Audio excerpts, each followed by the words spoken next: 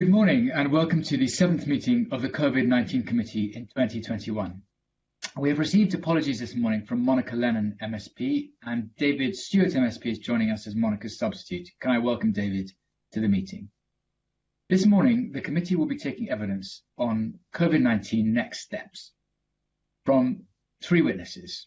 Professor Michael Baker, MNZM, Professor of Epidemiology, University of Otago, Wellington, Professor Sian Griffiths, OBE, Emeritus Professor, the Chinese University of Hong Kong, and Professor Mark Woolhouse, Chair of Infectious Disease Epidemiology, University of Edinburgh. I'm advised that Professor Michael Baker is slightly late to this meeting for technical reasons. But in any event, we will commence. We have a lot to cover this morning, so we will move straight to questions. And I also note that Professor Griffiths needs to leave the meeting by 10 a.m. Members will have 8 minutes each to ask questions of witnesses, so I would ask, as ever, that we keep our questions and answers as concise as possible. And if there's time for supplementary questions, I'll indicate this once all members have had a chance to ask their questions.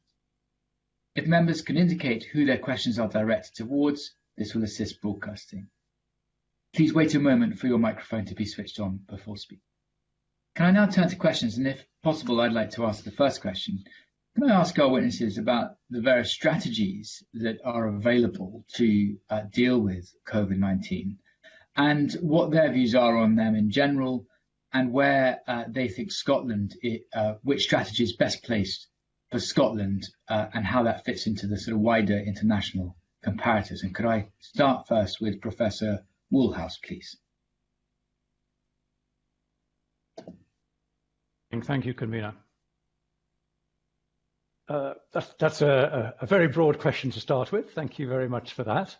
The current situation is that the epidemic appears to be in decline in Scotland.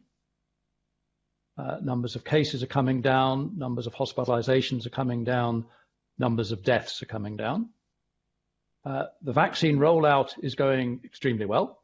I think the numbers vaccinated exceeded most people's expectations of a few weeks ago. And two other things about the vaccination program that are just as important.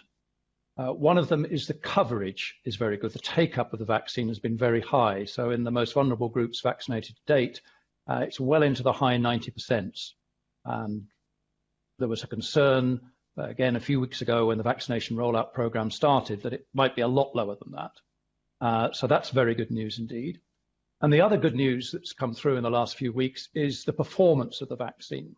And my colleagues at the University of Edinburgh published a paper only this week looking at the efficacy of the Pfizer and the AstraZeneca vaccines in Scotland. And there's still small numbers, but it's looking around about 80% protection against keeping people out of hospital. And that's very good news indeed. So all the indicators are very positive. The Scottish Government, as we all know, has a policy of cautious relaxation driven by data. And my interpretation of this position is the data are looking very good. So I am hoping personally that it will be possible to relax somewhat ahead of the schedule that we might have had in mind a few weeks ago. So I think the signs are very positive. Your question then implies where are we going to end up to from here? I'll just give two brief comments on that. First of all, that I think the common goal, and there's been a lot of discussion in this among the epidemiology community in the UK, is that by September, we would like to be in a position where we're very confident that winter 21-22 is a lot better than the winter we're going through now. And so there's a lot of work to be done between now and September to ensure that. And the second observation I'll make is that we're fairly clear, and the Chief Medical Officer in the UK and many other commentators have said that in that winter next year, we will be living with some level of COVID-19. We can't yet say with certainty how good or bad the situation will be, but there will be COVID-19 in the UK next winter. I'll stop there and we can go on in more detail if you wish. Thank you for that. And could I ask the same question to our other witnesses? And first, Professor Griffiths, please. Thank you for inviting me today. I concur with everything that Professor Woolhouse has said, and I think that the progress across the UK and in Scotland in particular has been particularly in terms of vaccine uptake. We have learned some of the lessons about needing to really focus on areas such as care homes. I would raise two additional points, and one is the need for a global approach. And we saw yesterday the first drugs, a vaccine sent to Ghana as part of the COVAX program. And I think it is really important. We could have less COVID in our country, but actually, if COVID is in other parts of the world, that isn't going to prevent the spread of the disease, and it's not going to eliminate the disease. So we have to have a global perspective. And the other is to come back on the need for really continuing to look at inequalities, because we've seen across the world, but across the UK, that areas of poverty, areas of deprivation, and areas with certain groups such as ethnic minority groups have seen higher rates and higher hospital admissions. And the figures for Scotland that Professor Woolhouse just quoted are very reassuring, that the inequalities gap doesn't appear to be so large in Scotland, but it doesn't mean we can relax, because if we're really going to try, we need to continue to think about the structural inequalities, because it's about ways of working, it's about occupations, it's about housing, it's about diet, it's about a whole set of issues like that.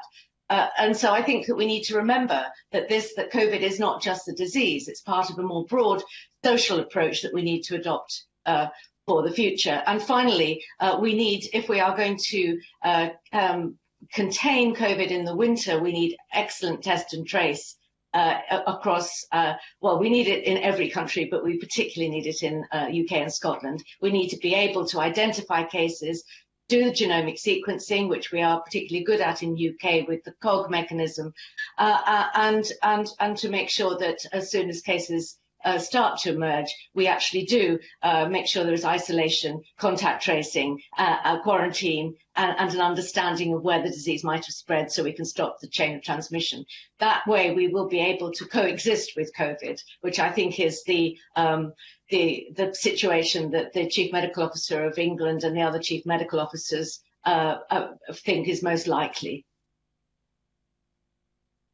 Thank you. And finally, could I welcome Professor Baker and ask you the same question, please? Thanks. Oh, greetings. Now, could you repeat the question, please? Thank you. Of course. Sorry. I should have said that. My question was a very broad one. It was about the various strategies that are used internationally to, approach COVID-19, and what our witnesses felt was most appropriate for Scotland. Yes. Well, look. Obviously, I'm presenting a perspective from the other side of the world, and New Zealand has pursued an elimination approach from very early in the pandemic. And I understand from talking with colleagues in Scotland that you actually were very close to achieving that same goal at certain points.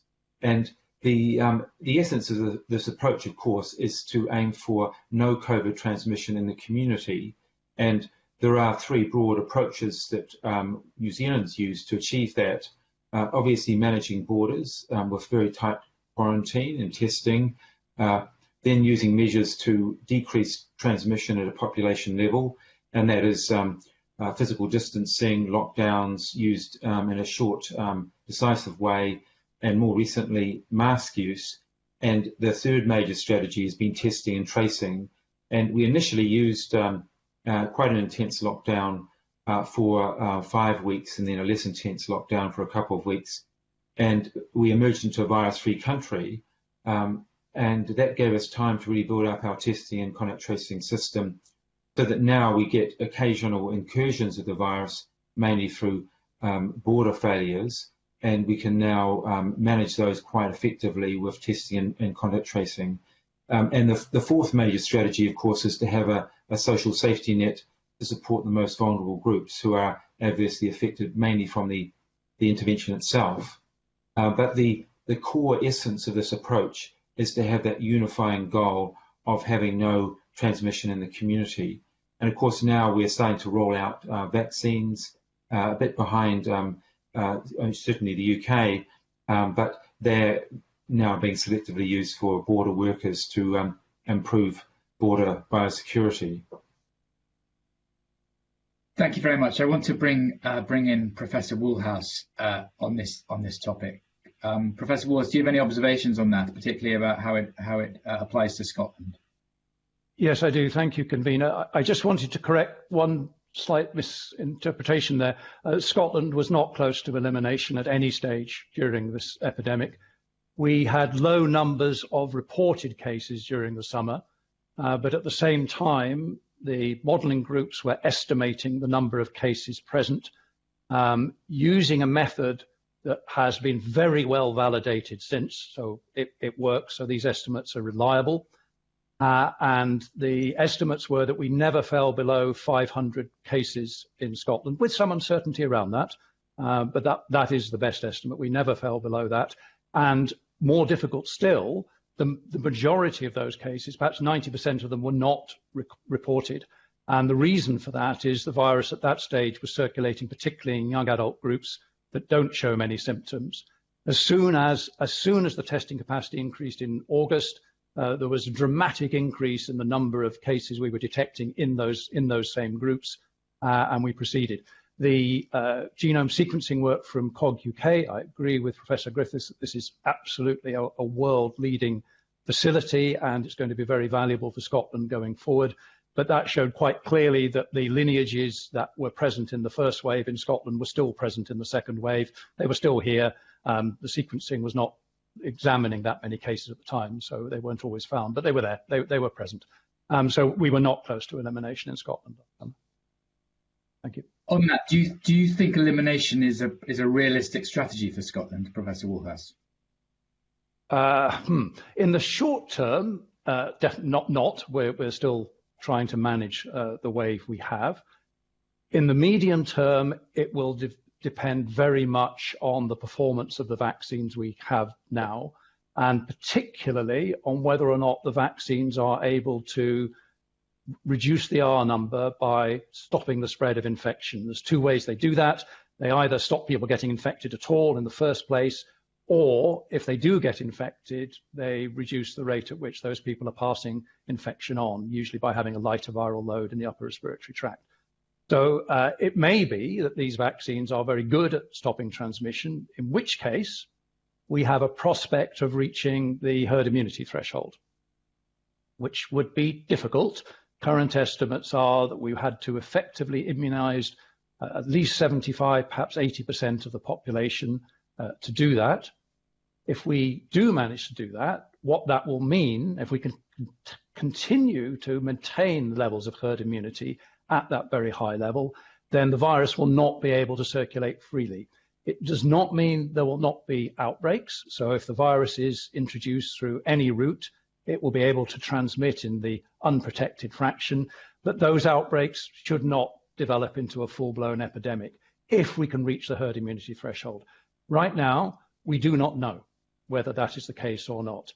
And there are some grounds for optimism, I said earlier, but I don't think we can be fully confident the herd immunity threshold is reachable.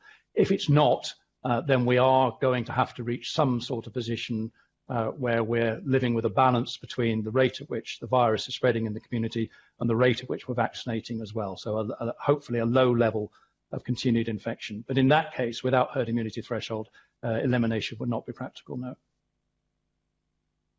Can I thank you all for those answers? I'm now going to turn to my colleagues on the committee, and the first colleague to ask a set of questions is David Stewart. David, please.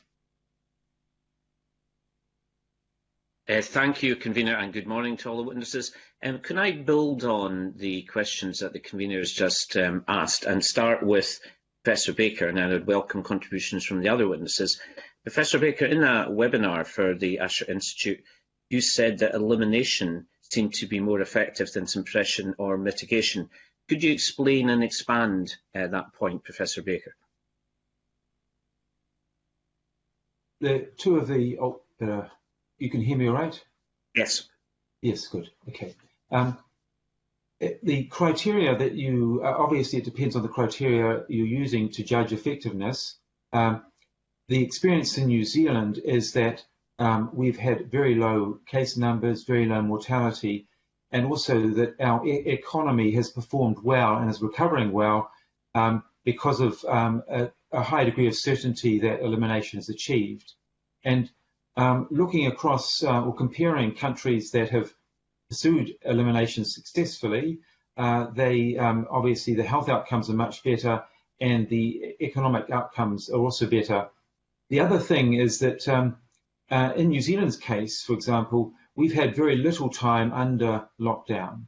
In fact, probably the lowest, or amongst the lowest in the OECD, and it's simply because by having short, sharp lockdowns, we've eliminated the virus, and then we focused on keeping it out at the borders, and that has been a very beneficial strategy. So I think based on those criteria, it has been more effective than pursuing suppression. Thank you. Could I ask the other witnesses if they would care to comment on my question? But Sorry. Hong Kong is... sorry, is that okay if I carry on? Go ahead, Sean, go ahead. I was just going to say, from the point of view of Hong Kong, I checked with my colleague Gabriel Lung there. They would say that they're following a zero COVID strategy, but for them, they're building on the experience of SARS, but they're also having to do frequent lockdowns in small areas.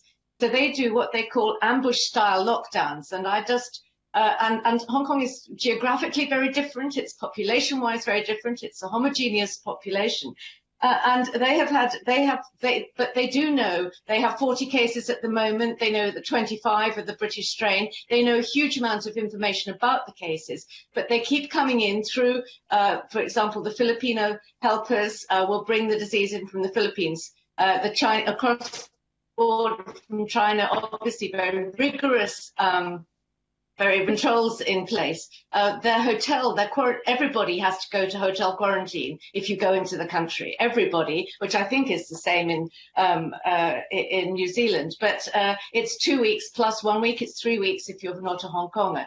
These are very rigid and very strict criteria. And so if you are going to drive for that policy, you do have to actually accept that. And that's something that I think we haven't really got in place. And the question is whether we do need it in place, particularly now as we're starting to lift lockdown. Thank you. Professor Woolhouse, do you have any comments? Yes, I do. So thanks to Michael Baker for his description of what's happened in New Zealand. The thing to remember is how New Zealand got into that position in the first place. And Professor Baker will correct me if I'm wrong, but I checked on this and I think I'm right. So New Zealand implemented the strict border controls that Professor Griffiths was just describing in mid-March. And they went into full lockdown on March 25th to try and eliminate the few cases that had got into New Zealand at that time. And as a result of those actions, New Zealand arrived at the place they are in now. And we would all agree, I think, that where New Zealand is now is one of the best places in the world in terms of managing their local epidemic. But they did this through actions that took place in that stage in March. Now, if the UK had put border controls in place in mid-March, as the Home Secretary of the UK government has suggested in the past, that would have been far too late. The UK's epidemic was seeded in mid-February, around about February half term, by large numbers of cases, thousands of cases being brought in from France, Italy and Spain.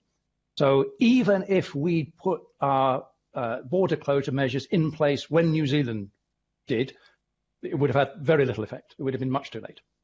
And I just said the date that New Zealand went into lockdown, March 25th. That was after the UK went into lockdown on March 23rd.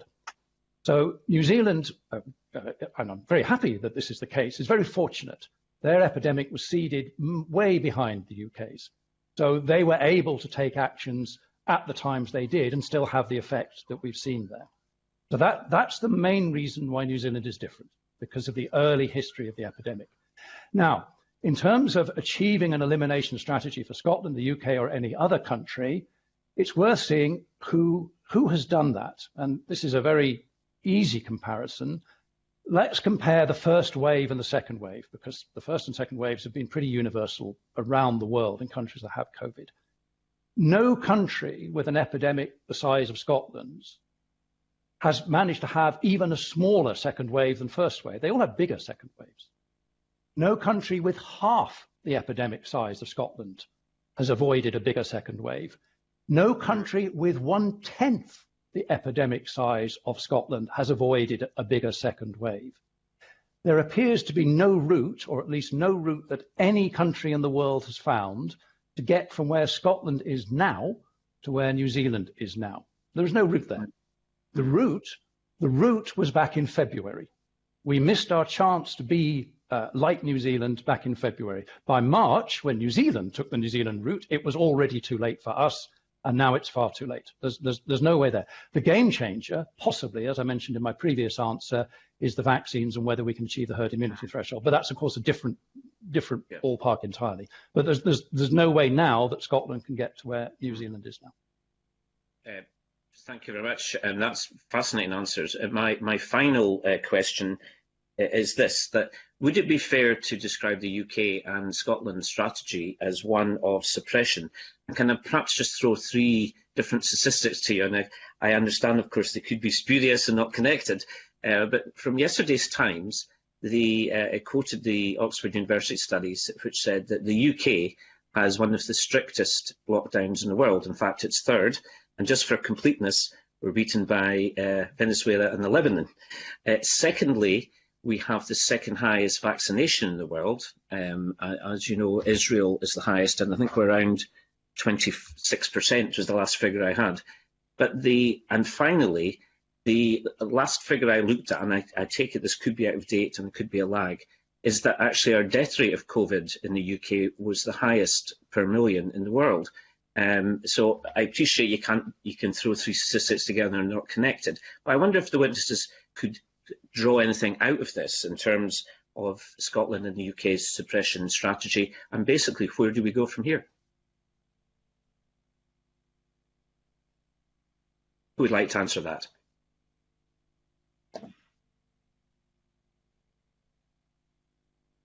Professor Baker, could I start with you?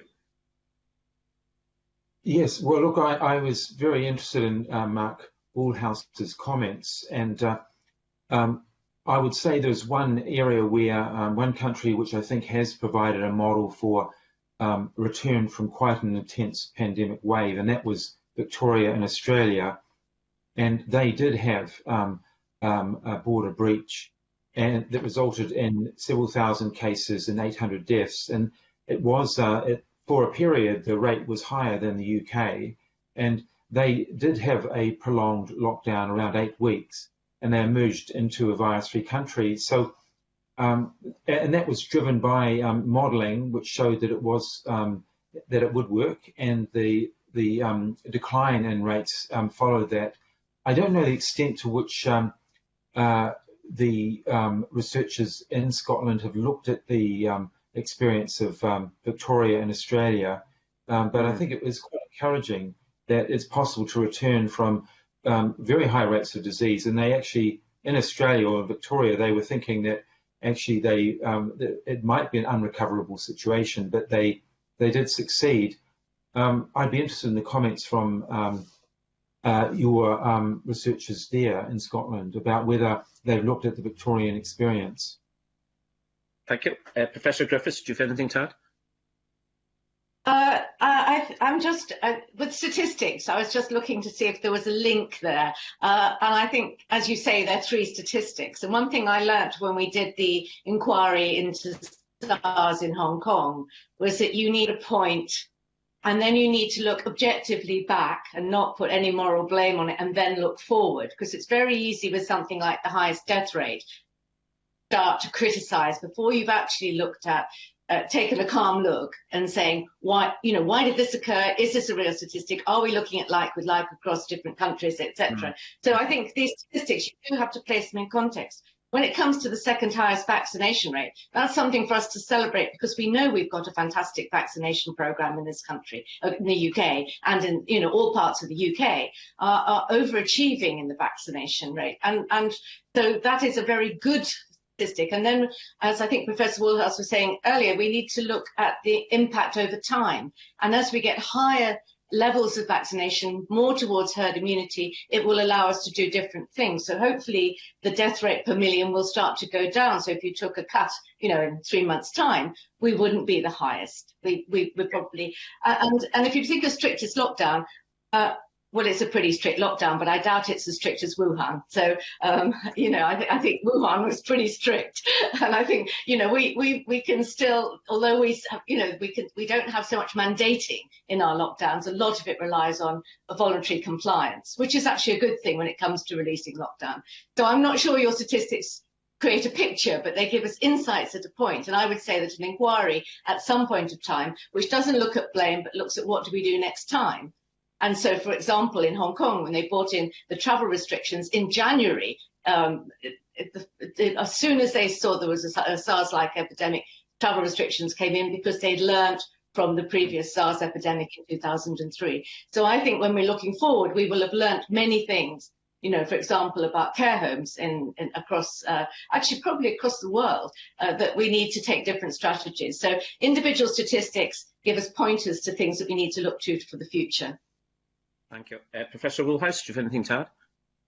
Yes, thank you. Well, with regard to lockdown, we've had several lockdowns, 2 lockdowns in Scotland, 2 full lockdowns.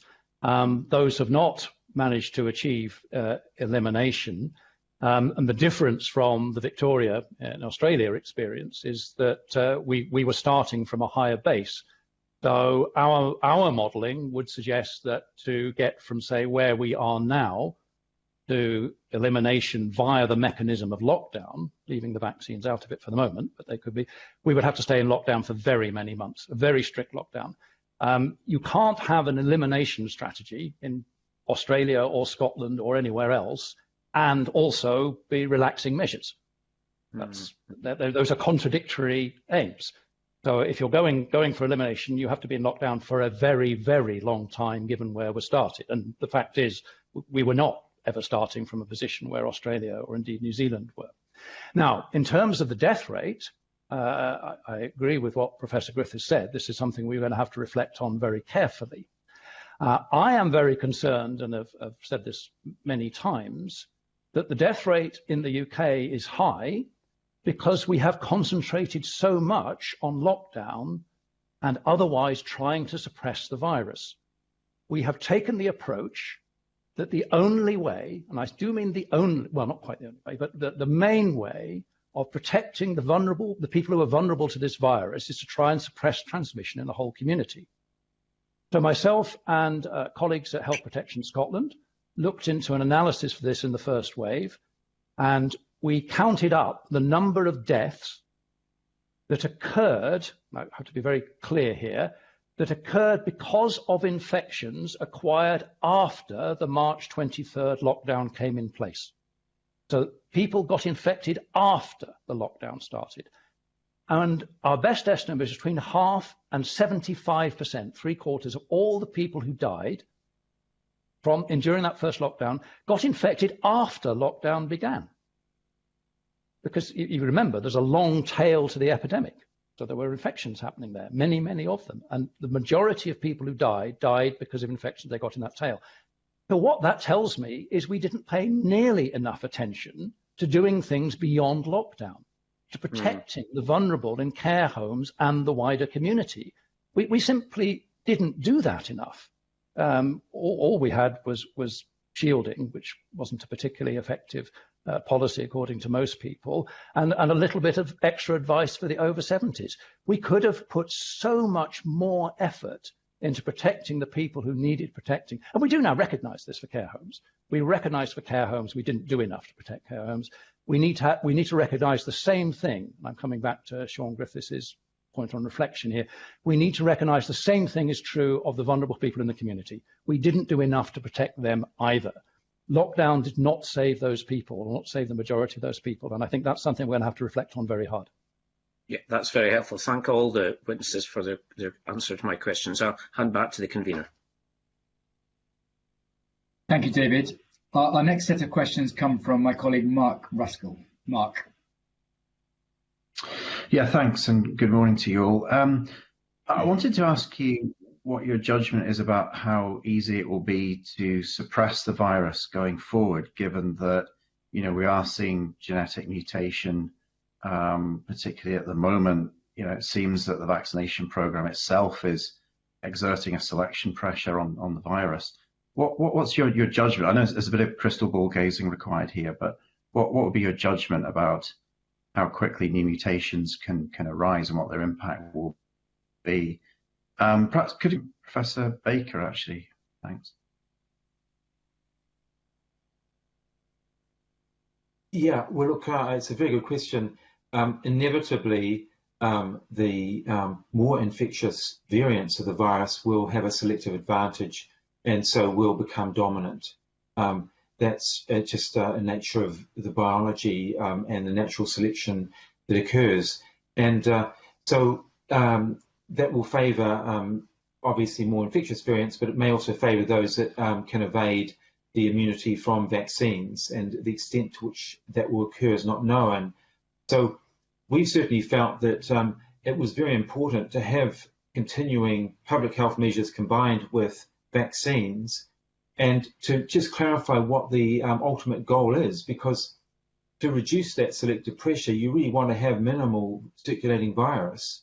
And that, again, I think is an argument for elimination, even if it requires sustained effort. I think there's huge additional benefits over and above just obviously saving lives in the short term, but also reducing opportunities for viral evolution. Thanks. Professor Griffiths? I don't feel I'm really an expert on viruses and viral transmission. I just think that we know that we saw the Kent virus in December taking off, and I believe that 85% of cases in Scotland, I believe from the briefing yesterday, 85% of cases in Scotland are the new variant. And so what we've seen, a new variant can take off, and remembering it took off at a time when we were reducing lockdown and we were moving towards Christmas.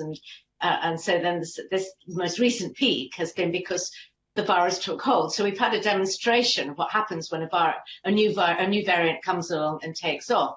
I think that the ease of suppression will be about how flexible are the vaccines, and can the vaccines be tweaked to cover all the variants as they emerge. And the approach taken by Oxford is very much that this can be done. And so I know that the teams are working at the moment on how to actually ensure that the vaccines are alert to what the current strains are. So we need to keep high levels of vaccination, low levels of virus in the community, and understand the nature of the virus that is circulating, which I think we both Mark Woolhouse and I have commented on COG, the genetic sequencing facility in the UK, which is shared across the countries of the UK and more globally. It is a world leading facility, as Anthony Fauci said from the States yesterday.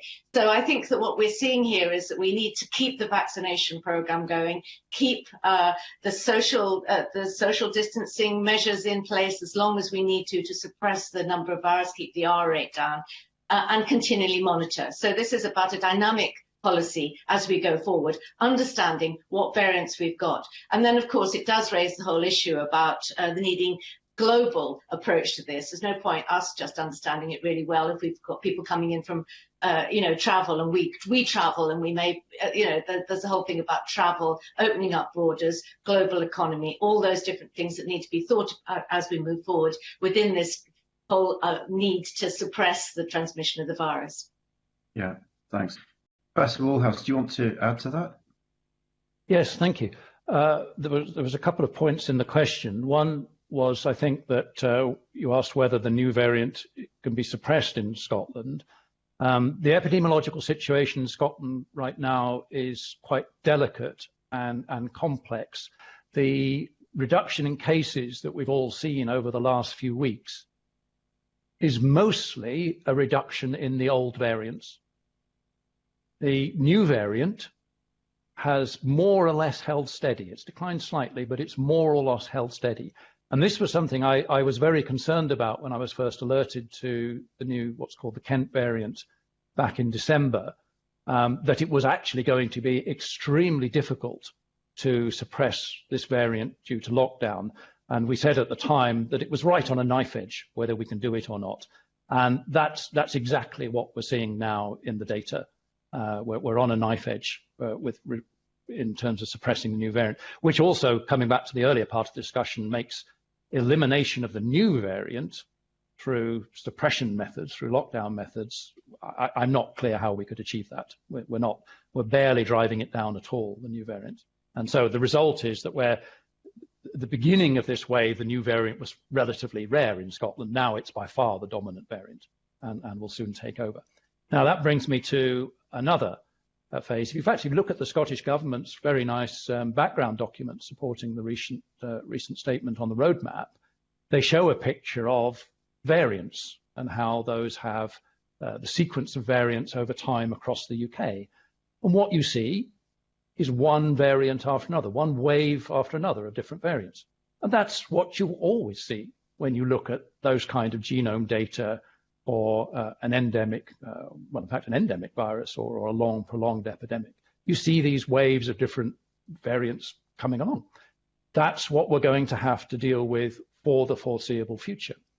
So I absolutely agree with the comments that Professor Griffiths was making there, that we need some sustainable way to deal with these new variants, and adjustments to the vaccine would seem to be the primary way we have of dealing with that.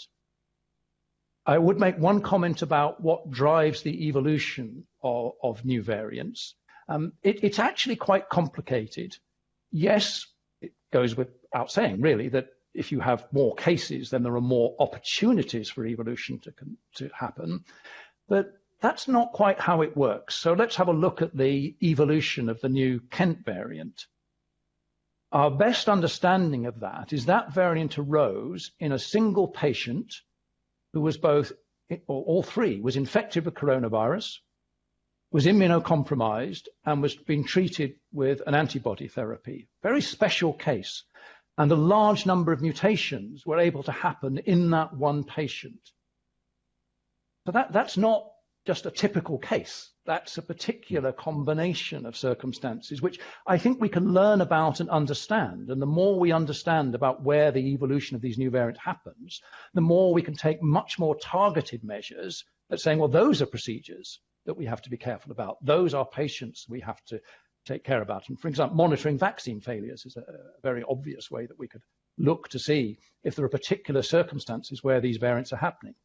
The final point of interest about that evolution of the new Kent variant is that happened in September. We didn't even see it as a problem until December, several months later. Variants arise at low levels, they circulate. There are literally hundreds, or globally thousands of them arising all the time. They have to be sifted and decided which ones are actually variants of concern. Public Health England at the moment has a dozen or two variants of concern that they're watching.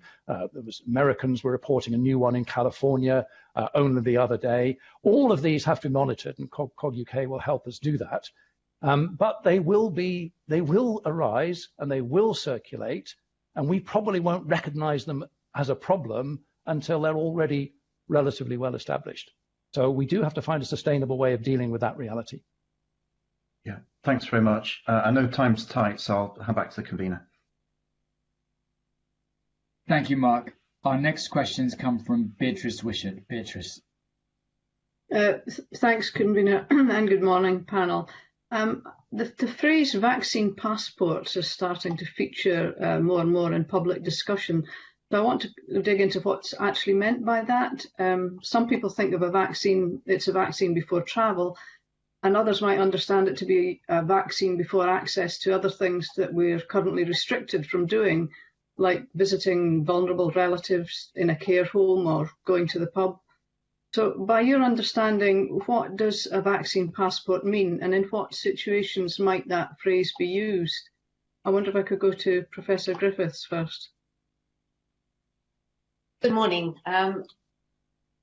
I think the phrase vaccine passports, as you say, is thrown around rather a lot without really understanding what they mean. And the phrase passport tends to imply international travel or travel, because that's when we usually use passports in our sort of vernacular.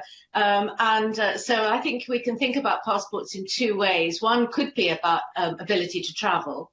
And so the international, and that may not be a passport, that may be that other countries require us to show some proof that we're immune. And then the more national or within community use would be about accessing various places such as theatres or pubs or restaurants. Now, that's a very broad brush. There are many issues.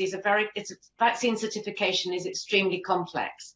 It has ethical issues about inequalities, be they based initially, as you said, on care homes. If you introduce vaccine passports or vaccine certification at this point, younger people will be disenfranchised from visiting their relatives if they don't have it, because they don't have access to the vaccine. They can't show that they've been vaccinated because they're not in the groups that should be vaccinated. So I think that that's one particular point where you might say you might introduce some process whereby you have testing, and you have testing before you go into care homes, or testing or proof that you've had the vaccine. The other issue about that I think comes up, apart from the inequalities, there's also issues about people who won't come forward for vaccination. Will they be disenfranchised from travelling? Will they be disenfranchised from elements of society? All of this needs thinking through very carefully before you would talk about mandating, making them a legal requirement. They could be a voluntary requirement, but I think that's very complex. And that's, I think, why Michael Gove is heading up a review for Boris Johnson in England about, what are the various things. There is a report that the Royal Society published, which lays out all these issues, the legal issues, the ethical issues that need to be addressed. And there's also a report that that was done by a group in Oxford looking at this. So there's quite a lot of thought going on before we rush to say we must have vaccine passports, because it's not as simple as you're vaccinated. And the final point about this is that even if you are vaccinated, you may not have responded. And just because you're vaccinated doesn't say that you responded. It's a population-based response that we talk about when we talk about percentages of success. So I think that it's a very complicated area that could induce more inequalities in the situation, which, as I said previously, already has many inequalities. Thank you for that. Could I go to Professor Woolhouse, please? Thank you. Good morning. I don't have a personal view, because it's not my area of expertise, on the mechanics of creating a vaccine passport and how that would work in practice. But I can make some comments on what it might achieve. So because our whole strategy in Scotland and indeed in the UK has been suppressing the virus for so long, that has been interpreted that everybody in the population must reduce the number of contacts they make, the number of times that we meet other people in circumstances where we might pass on the virus. And that means that we've had to restrict activities. We've had to restrict day-to-day life in a very fundamental way that we've all seen. There has been much less emphasis on how you don't restrict the number of contacts, you simply make those contacts safer. And I'm an epidemiologist. Those two things are equivalent. You can halve the transmission rate of the virus, you can suppress the virus by 50% in that sense, by halving the number of contacts we make, or by halving the risk per contact. You can work to make those contacts safer. And of course, that is what all the PPE, the hygiene measures, all those barriers that you see in retail and in hospitality sector, the effort they put in to try and make those facilities safe. Those are trying to make contacts safe, so we can still have contacts, but they're safer.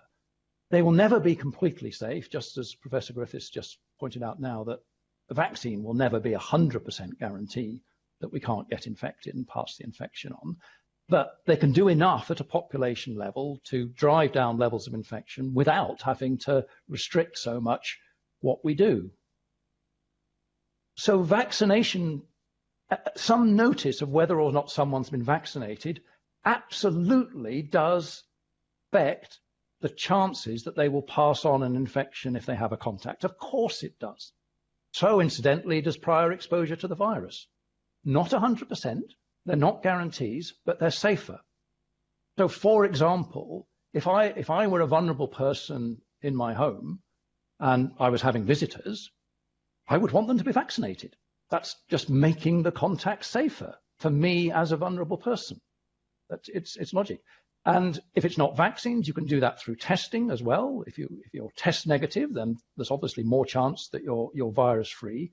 So immunity passports, vaccine passports, test negative results, all of these decrease the chances that a contact will actually present a risk.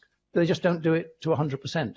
So I don't feel competent to say what the mechanics of making that work in practice will be, but as an epidemiologist, I can say that making contact safer in that way will have an enormous effect on how well this virus spreads in our communities. Thank you. That's a very helpful response. Can I go to Professor Baker, please? I wondered if there's something that's being discussed in New Zealand. No, I was going to say I think the two previous speakers have summarised the arguments extremely well. In New Zealand, we haven't had that debate yet. We're actually hoping that other countries will resolve these issues for us, partly because the quantity of vaccine isn't very high yet being used in New Zealand. But yeah, we're watching the debate with a huge amount of interest. I mean, I guess one of the key parameters that we're still waiting to have confirmation on is the effectiveness of the vaccines for preventing onward transmission. And I know the evidence is starting to firm up on that. We're always assuming that there'll be, if not sterilizing immunity, something close to it. But I guess we're all waiting to have that confirmed. Thank you. My second question is about island communities and the need to treat island communities differently. It's an ongoing conversation in Scotland, and I represent an island community that has lower levels of prevalence than our mainland counterparts. So do you know anything about other island communities, how they featured in national conversations? I was looking, Professor Baker, about what might have happened in New Zealand or perhaps in Hong Kong. Yeah, look, I think the analysis of the experience of islands has been very incomplete globally. I haven't seen much published work on this. And in fact, there are in the Pacific, exclusion of the virus, which is a variation of elimination, is the dominant strategy. And that's protecting about a dozen Pacific Island states. They basically, as soon as they became aware of this virus, they essentially lifted the drawbridge and have had very robust border control measures, even more robust than New Zealand. And these have been extremely successful. There are some tragic examples where countries like Tahiti and French Polynesia, in the end, they gave way to, I think, a lot of commercial pressure to open up to tourism, and have then had quite severe outbreaks. And of course, they didn't have tourists because the tourists didn't want to come to a country that had an uncontrolled epidemic. I think there's also, I think Iceland has had some very well documented experiences with varying levels of control at the border. But I also understand there's a number of islands in Canada and other places, and I think the Channel Islands, and have also succeeded in excluding the virus entirely. Thanks. Professor Griffiths, could I get your view on that? So actually, Hong Kong has quite a large land border with China, but does behave as an island in a way. And as I said earlier, they introduced border controls really quickly, and they moderate the number of people allowed in and out depending upon the number of cases that are recorded. And they're talking about making a travel bubble with Singapore, which again has an island status, although it has a land link. So they are actually looking at beginning to try to stimulate the tourism and the travel by matching up with countries. But because they're going for zero COVID, they'll only be with other places that are also zero COVID for the current time, because their economy has really suffered. And of course, Hong Kong used to be a global hub, and the airlines there, I mean, some of the airlines have gone out of business. You know, the flight levels, I think, are down to something like 1978. You know, there's a whole set of issues that go with being an island and being an island that thrives on tourism. And how do you act differently because of that? So they've gone for very strict monitoring and also looking proactively at how they could create new links with places where rates of COVID are very, very low in the first instance. So I think you do need to take a sort of island view of this, what is happening on our island. And I believe that the Scottish roadmap does allow for local variation. So although some areas may be in Area 3, an island could argue for being in Area 2, which would allow the tourism industry to, if that's an issue, that would be to restart. It is an issue, yes, thank you. Professor Woolhouse, have you any views on that, please? I can maybe add a little bit to the nice commentaries that we've already heard, just by talking about Scotland's experience last summer. And not just the islands, but the Highlands and Islands, tourism was allowed in somewhat restricted ways over the summer. And the experience of that, I think, proves that it's not just the opening up, the access to tourists that counts, it's what the epidemiological situation is in the Highlands and Islands in that instance, or wherever it may be. There was a lot of, I heard a lot of voices over last summer saying all these tourists from England were a potential epidemiological threat to those regions. I didn't think they would be, and it turned out they weren't. The Highlands and Islands were very busy last summer, as anyone who was in that part of the world knows, and I've spoken to some people in the hospitality industry there about their situation. They were very busy. There were no outbreaks of any significance linked to tourists. There was no epidemiological problem in the Highlands and Islands last summer during the tourist season. When the sequencing results came in later in the year, there were a small number of lineages of virus that could be linked to England, not necessarily tourists, but they could have been tourists, 6% of the total. This wasn't where Scotland's viruses were coming from. So it proved possible last summer to open up the Highlands and Islands to a significant extent without having a major epidemiological problem. And now that we've got the vaccine in place, it's not clear to me why it would be more of a problem this summer. If anything, it would surely be less. So yes, you could wall off the islands if you wish to and stop tourism. But I think we'd have to think very carefully about the balance of the public health gain from the loss of income to tourism and other activities if we did that. Thank you for those answers. We're going to have to, the clock is ticking, so we're going to have to move on to Annabel Ewing, please. Annabel. Thank you, convener. Good morning to our panel, and thank you very much for joining us. First question to Professor Woolhouse, and just picking up that last point, I am not aware of anybody talking about walling off the Highlands and Islands, and I think there's a real desire to see what can be done to ensure that our tourism sector can restart and get on with what it does best. But picking up on a point that Professor Woolhouse mentioned earlier, I think kind of at the beginning of this session, and he suggested that steps would need to be taken by September of this year so that we could be confident that the winter of 21-22 will not be as bad as the winter of 2021. Perhaps Professor Woolhouse could outline what kind of steps specifically he thinks would need to be taken to that end. Thank you. What we don't want to see next winter is both any kind of large-scale resurgence of the virus, but absolutely not any more lockdowns. I think everyone's agreed on that.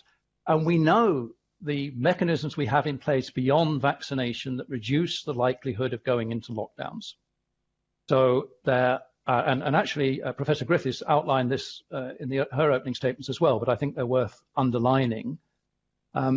We absolutely have to emphasize the importance of self-isolation of cases and their contacts. So Test and Protect needs to be working to the best possible level that it can be over next winter, because we are going to see outbreaks next winter, and we're going to have to try and contain them that way. And so one element of that is ensuring that people are willing and able to self-isolate when required. So there's been a lot of talk in recent months, which I fully support, on the concept of supported self-isolation, and maybe adopting models from places like New York, where their support is so comprehensive that if someone's asked to self-isolate, they even provide a dog walking service that goes with that. So I think there's much more we can do to support and therefore encourage people to self-isolate when we need it. The second element is actually finding the people who need to self-isolate in the first place. And this is absolutely critical. Current estimates are that in Scotland, and my group's done this, but so have people at Health Protection Scotland, and it's also been done in England, the results are similar, is that we're finding less than half the cases. The numbers you see reported by government every day are less than half the cases that are occurring in Scotland.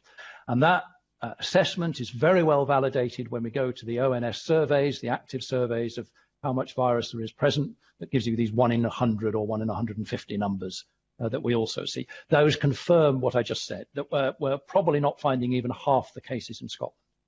That's like fighting the epidemic with one hand tied behind our back. We can't assume that those cases are self-isolating. We can't assume, and clearly their contacts aren't being traced. So our main weapon for suppressing transmission of this virus is only working half as well as it should because we're not finding the cases in the first place. And the way to do that is, because these cases are not coming forward voluntarily, well, there's a couple of ways. One of them is that a very interesting study was done recently suggesting that a lot of people didn't know they had COVID-19. Now, some of these are genuinely asymptomatic cases. They had no symptoms, so I'll come back to those in a minute. But some of them simply had the wrong symptoms, not the ones that it's advertised on NHS 111 or whatever that we should report. So they didn't recognize it. And there's a little bit of disagreement among epidemiologists how much difference that would make. But it clearly would make some difference if the category of symptoms was broadened out so that we caught those. The asymptomatic ones are very difficult to catch. The only way we have to catch them is active mass testing. And so what I would hope to see by September is that we are much more committed to testing in the community on a large scale than we have been, even though the technology has been available since last November, because that is going to help enormously. And the way I'd like to describe this is test on request, that whenever people are likely to do something that may involve contacts and may involve spread of virus, they get tested first. This is the way the Scottish Premier League, Scottish football clubs work. Now, they manage to have their day-to-day activities achieved by testing. And we could expand that a lot more. And that would catch a lot more of these cases, and particularly catch them when they're in high-risk settings. So I think building on self-isolation and testing would be the essential planks, the pillars of a sound response for next winter. I thank Professor Woolhouse for that comprehensive, very interesting response. I would like also to bring in at this point Professor Baker first and then Professor Griffiths, and if Professor Woolhouse, after they have intervened, would also like to come in. I think it's of relevance to his expertise as well. My question is, obviously at the moment, face coverings and 2-meter social distancing are part of our lives day and daily. And of course, many people ask, is this the way the future is? Or is there any possibility, and within what rough timescale could we see a relaxation of face coverings and 2-meter social distancing? First of all, Professor Baker, what's your view on that? Yeah, I'm just aware of the fact that in New Zealand we've got quite a different context and a different goal at the moment, which does actually mean that we use these approaches differently. So at the moment, when we have no circulating virus, all of the emphasis is on borders. and also our backup systems if we get a border breach. And so it's very high volume testing in the community. And in New Zealand, there's an obsession now with a single case in the community is headline news and results in a very intense response. So the context is so different. What I would say is that as we've understood the virus better actually tomorrow is exactly a year since the virus first arrived in New Zealand. We've moved from using very crude methods like very strong border shutdowns or quarantines and then very intense lockdowns to now using far more. We've got a 4-level system, but really it's got some sub-levels as well. And now we can use high volume testing, contact tracing, and a lockdown, which is actually not a lockdown at all. It's more a stop the spread level, which involves some physical distancing and use of face masks. And that actually seems very selective and works very well. But I think you have to have the two together. I think what Professor Woolhouse is describing is really, I think, the logical progression. But we still do need these other measures. Our concern would be we'd still need some alert level, that's what we call them, to dampen down transmission so that the contact tracing doesn't get overwhelmed. But actually it hasn't been overwhelmed for the best part of a year now. Thank you. And Professor Griffiths? Thank you. I lived in Hong Kong for many years, and in Hong Kong, post-SARS in 2003, if you have an upper respiratory tract infection, you wear a mask. You wear it if you have sniffles and go to work. It's just a different way of thinking. And there's been a big scientific debate about mask wearing. The WHO support face coverings. The US are now talking about doubling up on face coverings, but their rates are very high at the moment. So there's a sort of sense in which it's also a messaging. We saw the politics around the President Trump and masks. You know, masks, there's the science and there's the politics of masks. And it's very much culturally determined, because as soon as the coronavirus epidemic started in China, there were queues at all the shops in Hong Kong that sold masks, and they ran out very quickly because the population see masks as protective, and the science does support them. Ben Cowling at Hong Kong University has looked at this very intensely. They're not foolproof. Just because you wear a mask doesn't mean that you're not passing on or you won't get, but you can reduce the transmission if both people are wearing masks. So mask wearing has been quite a contentious issue, and the culture in the UK, for some reason, we have not really been promoting it in the same way as in other countries. So the future of masks may be something that the population decide on, as opposed to any mandating, because we don't mandate masks in the same way that other places have mandated them as part of the social distancing and personal protective approach. So I think it's an interesting question. It'll be, you know, when are they mandated? When do you have to wear them? And who will continue to think actually they're quite useful, or I feel protected wearing them? And there is some evidence that shows that is true. So I think in terms of the social distancing measures, it's going to be very difficult to know. I mean, the roadmap given to England said that there would be no social distancing after, or we'd be back to normal on the 21st of June. But then there's a review. Yeah, that's the problem with dates, because we're all looking at the date as opposed to the data. And some of us will go, I'd rather see the data than the dates. But there's a sense here that actually that there's also a review group that's going to look at all the evidence and give recommendations. And I've heard other very senior scientists saying, well, they think that we'll still be wearing masks into next winter. We may be still wearing them in certain situations when you're in close contact, such as in shops. It's a difficult one to give you an absolute answer to, but I was wanting to stress that it's quite a cultural element here. It's not all pure science, and it'll be about what seems to fit as we move forward. And if we can keep the vaccination rates high and we can keep the transmission low, we will avoid further lockdowns. So essentially, it's whatever it takes to do that, and whether masks are played into it, whether social distancing is played into it. and I would support the need for a very good test and trace system and for support in self-isolation. I think that's going to be absolutely fundamental because, again, back to the inequalities issues, we know that many people, particularly people on 0 hours contracts, etc., don't want to come forward because they don't want to lose their income. So we have to make suppression of the virus something that's possible and practical for the whole of our population. Now, I must apologise. I have to go to a meeting in Wales now, so I'm very sorry I have to leave you all, but thank you for listening to me today.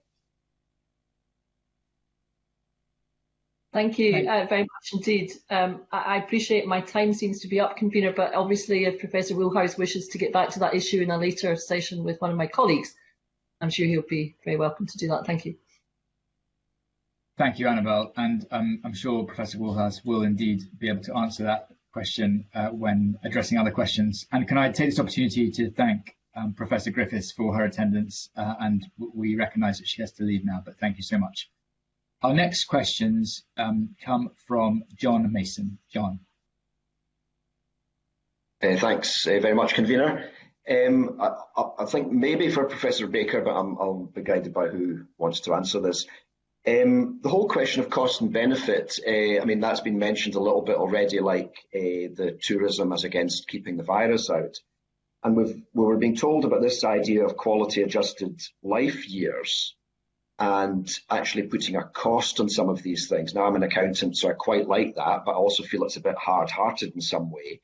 I understand normally we would give a drug to somebody if the QALY was £20,000 to £30,000, whereas it's been suggested that the cost saving a life through COVID is much, much higher, £200,000 or more. Is that a way we should be approaching things? Is that a useful way of looking at things? Look, I think that's a great question. And when I talk to health economists about this, they generally say we will only know in hindsight how the economics stack up. But I actually think we can't look at pandemic control using the standard health intervention measures you describe, because I think if we were saying here's an intervention, it would have to stack up with the cost per QALY or DALY or whatever measure you're using.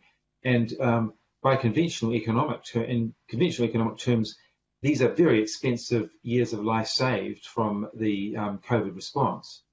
But other people have said, well, actually, it's the better metaphor is if Churchill was deciding before he declared war after Germany invaded Poland, he wouldn't have looked at the QALYs or DALYs saved. There's a different metric when you're battling.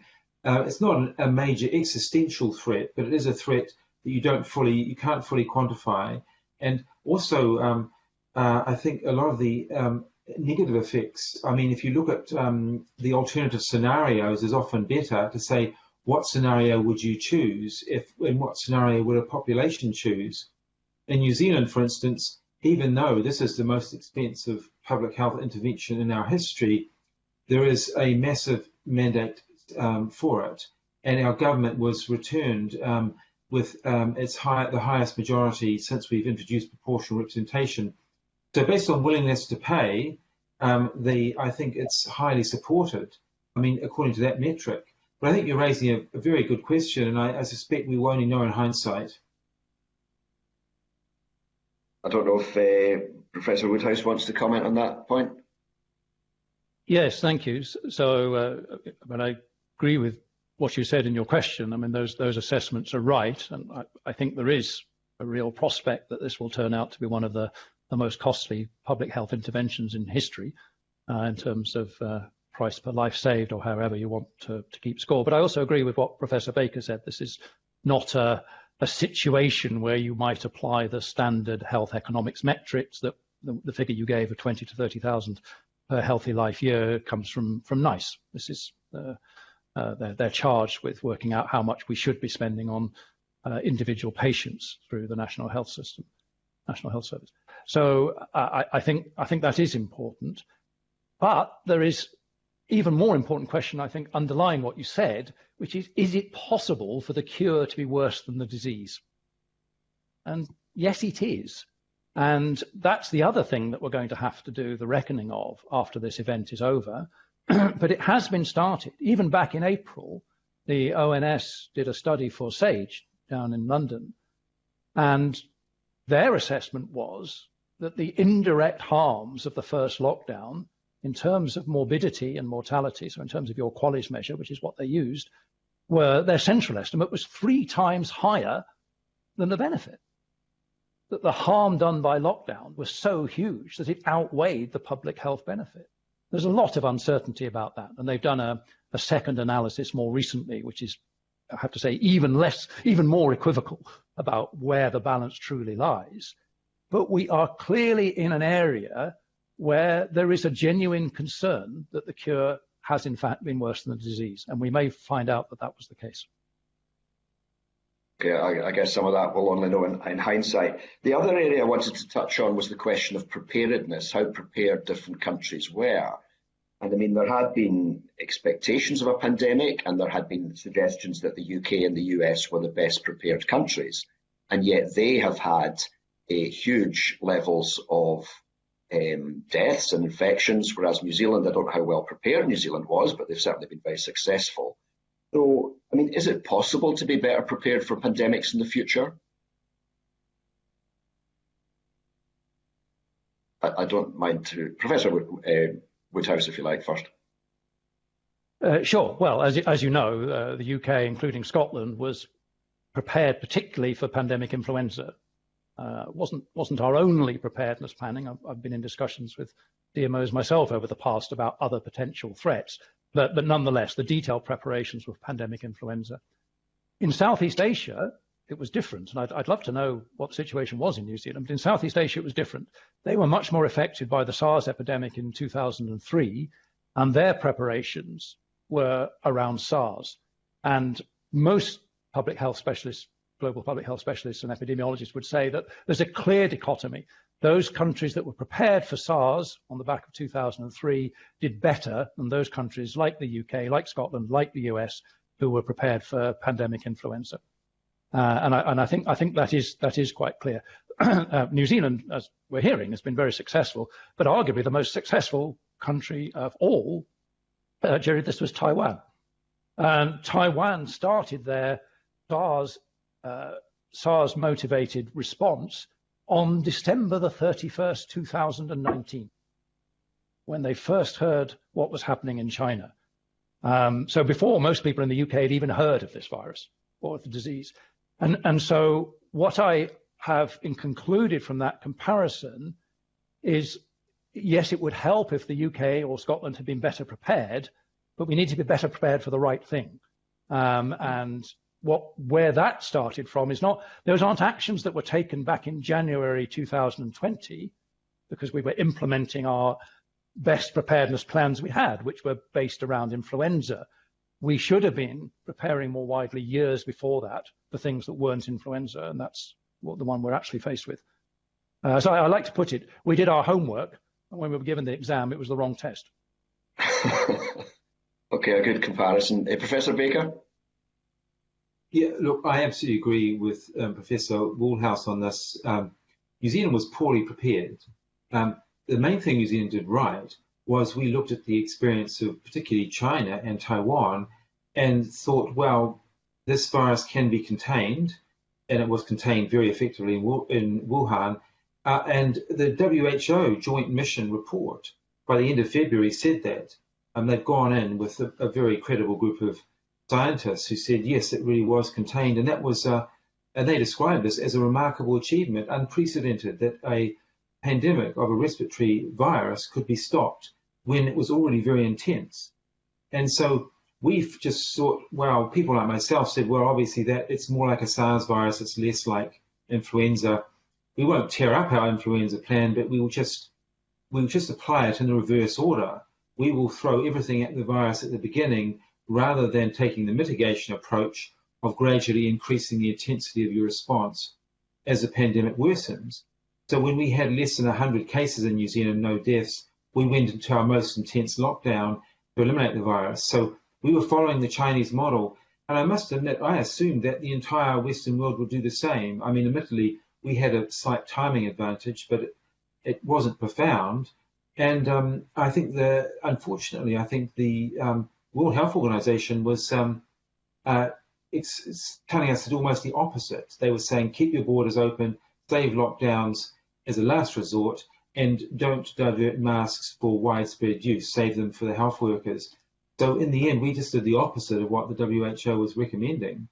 And that, I think, is what helped. But yeah, by all metrics of preparedness, New Zealand was quite a long way down the list in terms of resources. Top of the list, of course, was the US and the UK. So I think, and this is still the great surprise I have, is why the Western world ignored the experience of China, and why the WHO, who was tracking events in China, I mean, it was their team who went in there, or part of their team, didn't seem to follow their own advice, or their own evidence.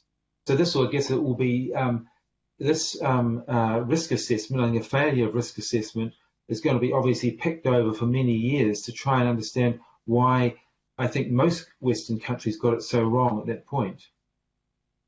Thanks very much. Thanks, Convener.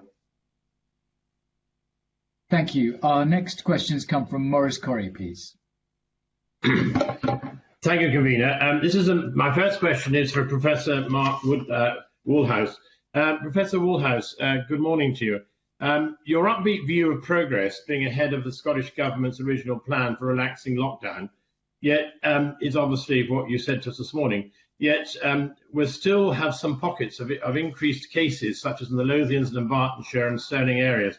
Is this a sensible view that you've taken, bearing in mind the situations in these areas currently?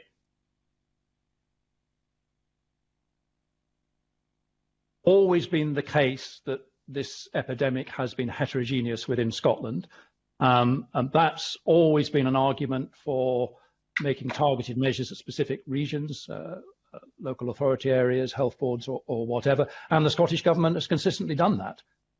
So I think that's quite appropriate, and I think we'd all agree that if measures can be taken locally rather than nationally, then we all benefit. So I have no difficulty with Scottish Government taking great notice of any local variations in the state of the epidemic. Yes, but your upbeat view, obviously, which is good to hear, of course, rather concerns me in relation to the local issues, as I say, have been given to us this morning earlier on in those three counties. Yes, but I think I'm agreeing with what I understood the First Minister has said, that there may be different rates of relaxation in different areas, and I'm agreeing with that. Right, okay, thank you for that. Can I turn to Professor Michael Baker? Good morning to you. What key points have you learned in New Zealand as a result of this epidemic, and which should we implement here in Scotland and possibly across the UK? Yeah, I mean, my main conclusions that you need informed scientific input and decision makers who listen to scientists and act decisively. And the two, one without the other, is very frustrating. If you don't have the science correct, or you don't have the political leadership that will act. I mean, some of the other key elements, of course, you also have to have is enough infrastructure to implement measures. You have to have engagement and trust from the public, and you have to have some kind of safety net to protect the most vulnerable. But those five elements seem really critical. And when you look across the globe now, there's probably around 15 jurisdictions that are pursuing elimination. It's a dominant model across the Asia-Pacific region, and it's been highly effective. And I think, as Professor Woolhouse has mentioned, many of those Asian countries had experience with SARS. We've done a lot of work with Taiwan, and we published a paper in one of the Lancet journals saying, what did New Zealand do? But actually, Taiwan did it even better. And it was that they had a dedicated agency, that they looked and acted very swiftly early on. They avoided the need to have a lockdown entirely, and they partly did this by managing their borders very carefully. They had a very established mask-using culture. They had established contact tracing systems, and all of these elements came together to give the best response, I think, in the world, based on outcomes and least disruption. And so I guess for future preparedness for respiratory pandemics, we could learn a lot from what they did. Okay, thank you for that, Professor. And also my final question is, in relation to leadership at this time, would you think, can I ask you, will you feel that the health experts lead rather than the politicians lead at times like this, in this particular situation? Well, I think you have to have a collaboration of both, because ultimately, and I've been one of the science advisors in New Zealand, it is, our task is easier. I mean, there is the fear of being wrong, which I think is quite tough, quite difficult for scientists. It's quite stressful. But in the end, it is the elected politicians, representatives, who have to make these really tough calls on the science advice and the economic and other consequences. So I think they have the hardest job. And of course, they will suffer electorally if they get the balance wrong. In New Zealand, our leaders got it right, and they had a very positive endorsement from the public as a result in our November election. But I think, yes, you have to have mechanisms that allow, I think, the scientists and the politicians to have a very frank and positive relationship in terms of assessing, risk assessment, and then identifying risk management options. Thank you, Professor. Thank you, convener. Thank you. Could I turn next to Stuart McMillan, please? Thank you, convener. It's a question for both the panellists. Later on this year, the Euro 21 football championships will be taking place. And as we have heard from both the Prime Minister earlier this week and also the First Minister, the indications are that the vaccine programme for adults won't be completed until at some point in July. Now, that's certainly the target for that. But the Euro Championships actually start in June, with the first game in England actually being on the 13th of June, and also some other games in London and Scotland thereafter. Do the panellists think that the opening up football stadia, when adults and the whole of the adult population actually hasn't been vaccinated, and bearing in mind also every country has their own vaccination programme and the different different rates of speed that will actually be delivered, did the panellists think that allowing football fans into the stadium and also allowing people to travel from one country to another will actually be safe to put on?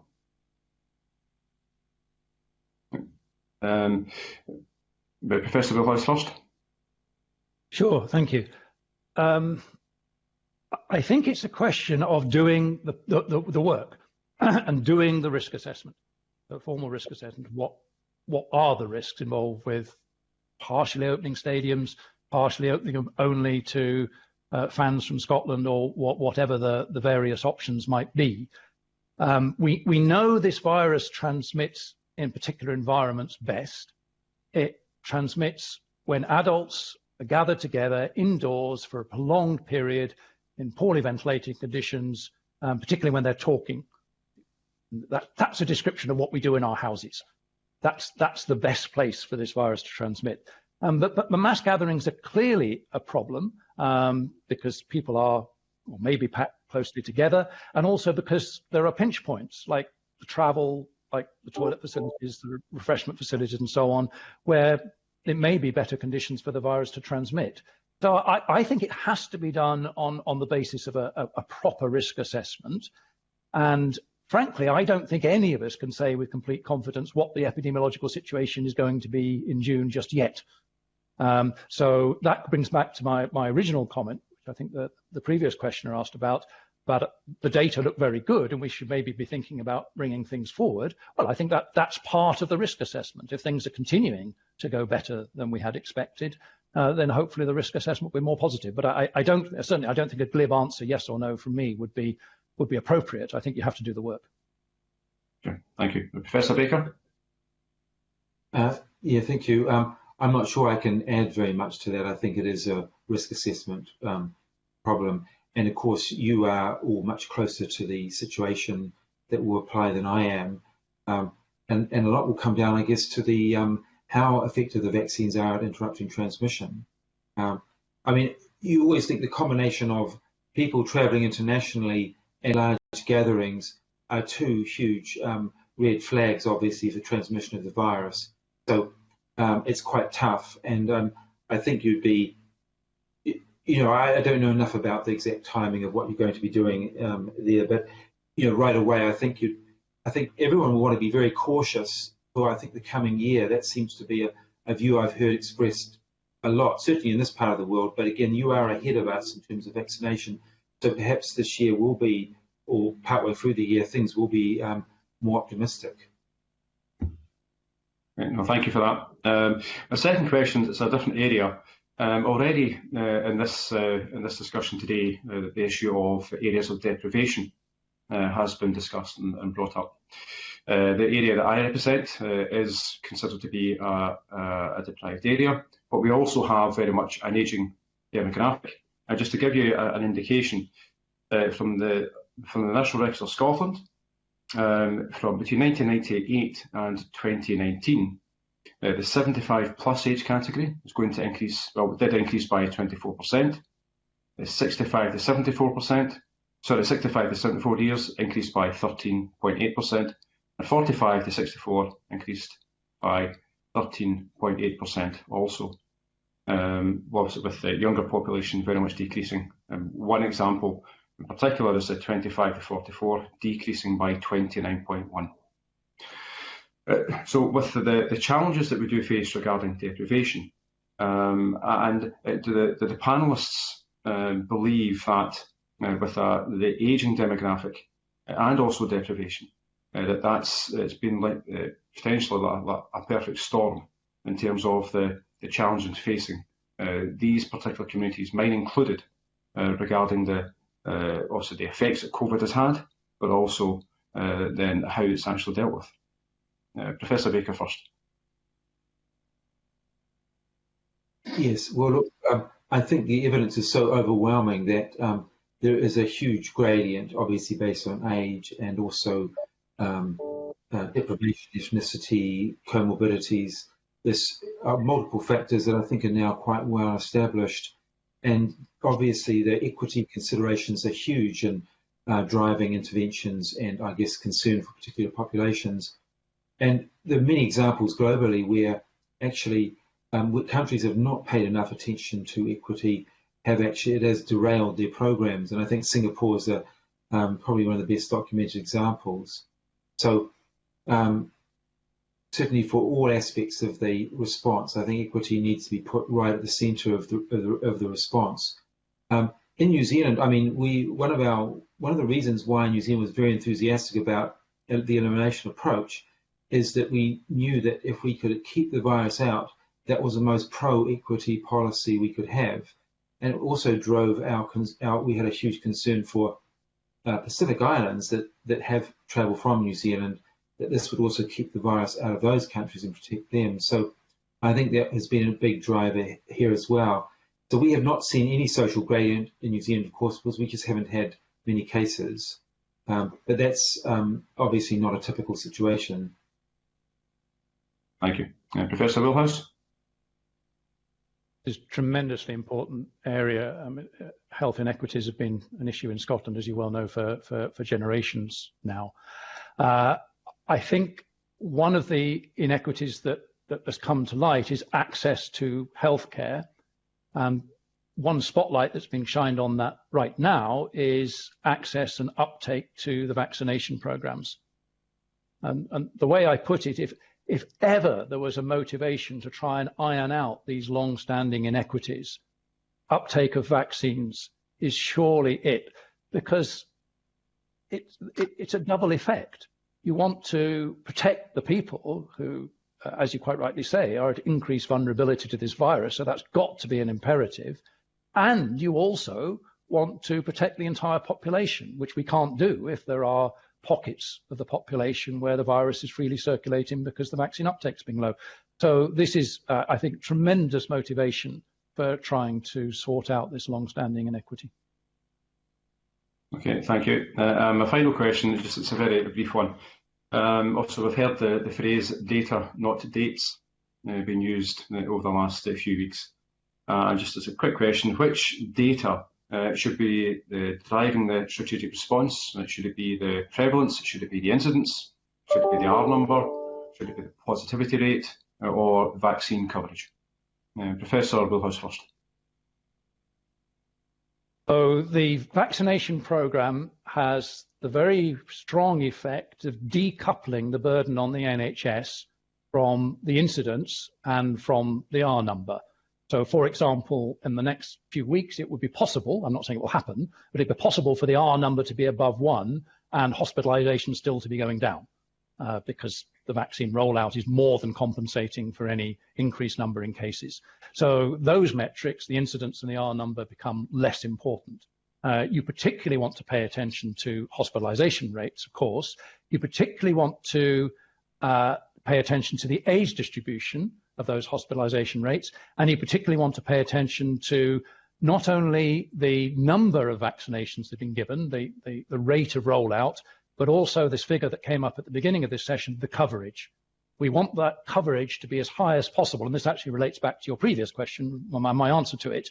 We want even the people who don't normally get good access to health services or don't take up access to health to take up this one, because the higher that number is, the more we're all protected.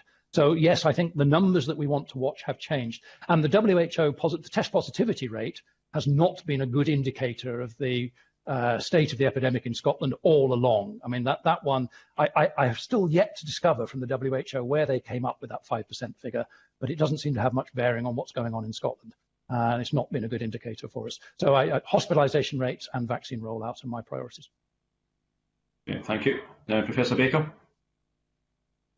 Yes, look, I'll very much defer to Professor Woolhouse on this, because this isn't actually something we have experience with in New Zealand, of which indicators, I mean, we would obviously use all of those indicators that have been described if we did have transmission within New Zealand.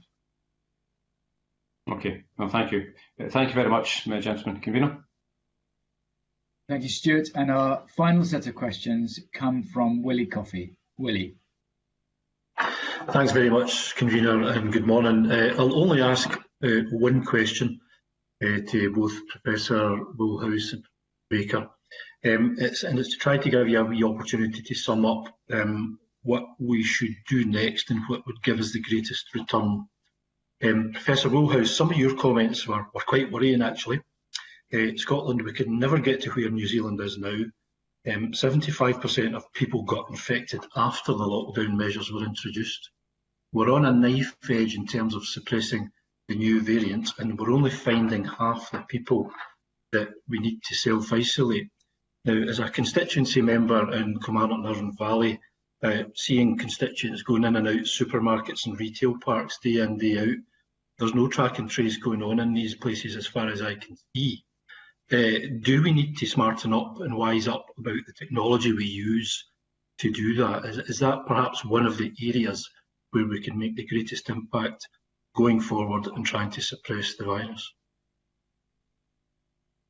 Thank you. Yes, there's been a lot of talk about the uptake of the apps that allow us to track and trace. That's been quite low, and as a consequence of that, the contribution of the apps to reducing transmission has been even lower. It actually, if only half the people took up the app, it would only be a quarter as effective. It requires both parties to have the app in order to work. Certainly in Southeast Asia, there's been much more enthusiastic and regulated use of apps to try and monitor this virus. It does require uptake and the mechanisms you have to encourage and enforce uptake, and it has to be very high for these apps to make the most substantial difference. I think I'd broaden my answer to your question out, is that all those problems that I reported and you described, that they're about trying to suppress the virus. And once the virus is established, that only gets you so far, as we've seen. as we've seen in Scotland and the UK and the whole of Western Europe. And I take a small issue with a comment that Professor Baker said a few questions ago when he said there were marginal differences in the timing of New Zealand's response to the epidemic. No, those were decisive differences. They were able to take their actions when they did with the effect it had because the virus was not already established in New Zealand. I come back to what we had to do in the UK and in Scotland. We were to take those actions in probably mid-February, and that was not being discussed at the time. So I think once the virus is established, depression is not solving all the problems you and I and everyone else want to solve. We have to do more. Professor Baker, could you offer a few words? Where is the greatest opportunity for us to make the greatest influence in reducing or suppressing the virus, do you think? Yes, well, I think I should be very humble in terms of giving advice to Scotland because I just do not know all the conditions that apply there. And I'm very interested in Professor Woolhouse's comments because you are there, you're on the spot having to look at the situation. I mean, one of the ideas that I'm interested in is the path dependency, because countries chose early on a major approaches and started to head down valleys, if you like. And once you are heading down a particular valley, it may be quite hard to cross over to a different valley. I just have not done enough comparative modelling of the scenarios in different countries. I guess the thing that convinced me that early on about elimination was simply that Wuhan, which I guess had the earliest, most intense epidemic anywhere, was able to contain it and eliminate it. And that did provide me with a lot of reassurance that in our much more favourable conditions than Wuhan, we should be able to manage it. We were not certain that we could. So in a sense, I still think it's an open question. And I think that it can be, you can change your trajectory from a suppression approach to elimination if that's actually even many months after the virus was introduced. And when I talk to modelers, they say, yes, there isn't any particular absolute barrier to do that because essentially the lockdown, of course, and use of masks and so on, you are basically putting the population into home quarantine for several weeks. And with most modelling that I've seen done, you can, with almost any starting point, eliminate the virus. It's just a question of whether other preconditions are there or make it very difficult. And so I can't really comment on this, how that would apply in the Scottish context. But certainly the availability of effective vaccines should make elimination easier. Across the globe, we have elimination strategies for far more infectious viruses, obviously measles is a point and an example. So that's why I still personally believe that it is worth considering, and before it's rejected by your organisations in Scotland. Okay, thank you so much for those answers. In the interest of time, convener, I'll hand back to you. Thank you. Willie, thank you, and I'm very grateful for you slightly shortening your questions and for drawing this to a close. Can I express my thanks to both Professor Michael Baker and Professor Woolhouse for coming this morning to speak to us and to take our questions. It's been incredibly helpful. That concludes our consideration of this agenda item, and I will now suspend the meeting to allow changeover of witnesses. And members are advised that there is time to have a short break, and we will aim to reconvene just before 10:45 sharp. Thank you. Thank you.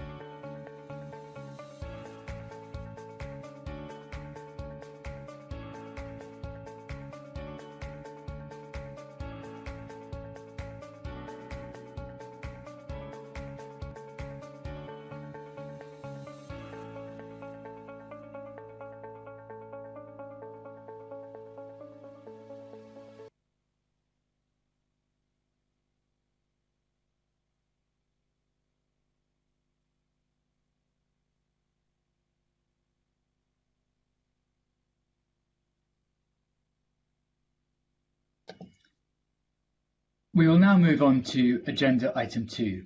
Under this agenda item, the committee will be taking evidence from the Cabinet Secretary for the Constitution, Europe and External Affairs, Michael Russell, MSP, Professor Jason Leach, National Clinical Director, and Dominic Munro, Director for COVID-19 Exit Strategy from the Scottish Government. This session gives members the opportunity to take evidence on this week's first ministerial statement on COVID-19. Cabinet Secretary, as ever, can I welcome you to the meeting and can I invite you to make a brief opening statement? Thank you, Convener, and I do not have legislation or regulations to propose this week, but I will make a brief statement about the statement from the First Minister and the progress that we're making in terms of the pandemic. On Tuesday, as you'll know, the First Minister set out the details of the updated strategic framework published by the Scottish Government for tackling COVID. She provided an indicative timeframe for cautiously easing restrictions, restoring greater normality to our lives, something we would all greatly welcome. But to do so quickly as we can, as in a safe and sustainable manner, ensuring that we are driven by data and not merely by dates. We've made one significant relaxation of lockdown this week. From Monday, children returned to early learning and childcare settings. Pupils in primaries 1 to 3 returned to school. That's very welcome. And some secondary school students are also now going back to school for essential practical work. It's important to see what impact this has on transmission before we commit to further relaxation. The current position is positive and promising, but it's still quite precarious. And if we're to sustain our progress, we do need to exercise care and caution. Maximum suppression is important for our chances of getting back to normal. We intend to publish a further document in mid-March giving more detail on the sequencing of reopening the economy from late April onwards. However, we have set out the overall approach to easing restrictions over the next few weeks. Let me turn to the priorities and the indicative timeframe. Firstly, I would confirm that if all goes according to plan, we will move fully back into a level system from the last week in April. At that stage, we hope that all parts of the country currently in level 4 will be able to move out of level 4 and back initially to level 3, and those in level 3 may move to level 2, possibly with some revision to the content of the levels, and afterwards to levels dependent on incidence and prevalence of the virus at that time. Moving back to the variable level system at that time will also be contingent on us having offered the vaccination to all JCVI priority groups 1 to 9, which we hope to have done by mid-April, supplies permitting. It is therefore from the last week of April we would expect to see phased but significant reopening of the economy, including non-essential retail, hospitality and services like gyms and hairdressers. We envisage a progressive easing of the current level 4 restrictions that apply across most of Scotland at intervals of at least 3 weeks, along with changes nationally on education and care home visiting, with the immediate priority being the continued return of schools, and of course easing restrictions on care home visiting from early March. The next phase of easing will be a minimum of 3 weeks later, as I've said, so indicatively from the 15th of March. We hope this will include the next phase of school return, which will start with the rest of the primary school years 4 to 7, getting more senior phase secondary pupils back in the classroom for at least part of their learning. We also hope to restart outdoors non-contact group sports for 12 to 17-year-olds. We will aim to increase the limit on outdoor mixing between households to 4 people from a maximum of 2 households, compared to 2 from 2 at the moment. And then a minimum of 3 weeks after that, so from the 5th of April, I hope that the stay-at-home restriction will be lifted. We would aim for any final phase of school return to take place after that date, on or after that date. Communal worship will also hope to start at the Easter weekend, that is the weekend of around the 4th of April, albeit with restricted numbers to begin with, but taking account the timing of major religious festivals. And we will seek to ease the restrictions on outdoor gatherings, so at least 6 people from 2 households can meet together. This phase will begin the reopening of retail. This will start with an extension of the definition of essential retail and a removal of restrictions on click and collect. Then, 3 weeks after that, so from the 26th of April, assuming data allows, we'll move back to levels, with hopefully all of Scotland moving to level 3, albeit with some possible modifications. At that stage, we'll begin to reopen the economy and society in the more substantial way that we are all longing for and looking for. And in mid-March, we hope to set out more detail of the further reopening that will take place over April and into May, and into a summer when we hope to be living with much greater freedoms than we've been able to today. Convener, I hope that's been useful, and of course I'm available to take any questions, as are those with me. Jason Leach, who has been with me many times before, and Dominic Munro, who has a special knowledge of the frameworks and I'm sure can be helpful. Thank you very much, Cabinet Secretary.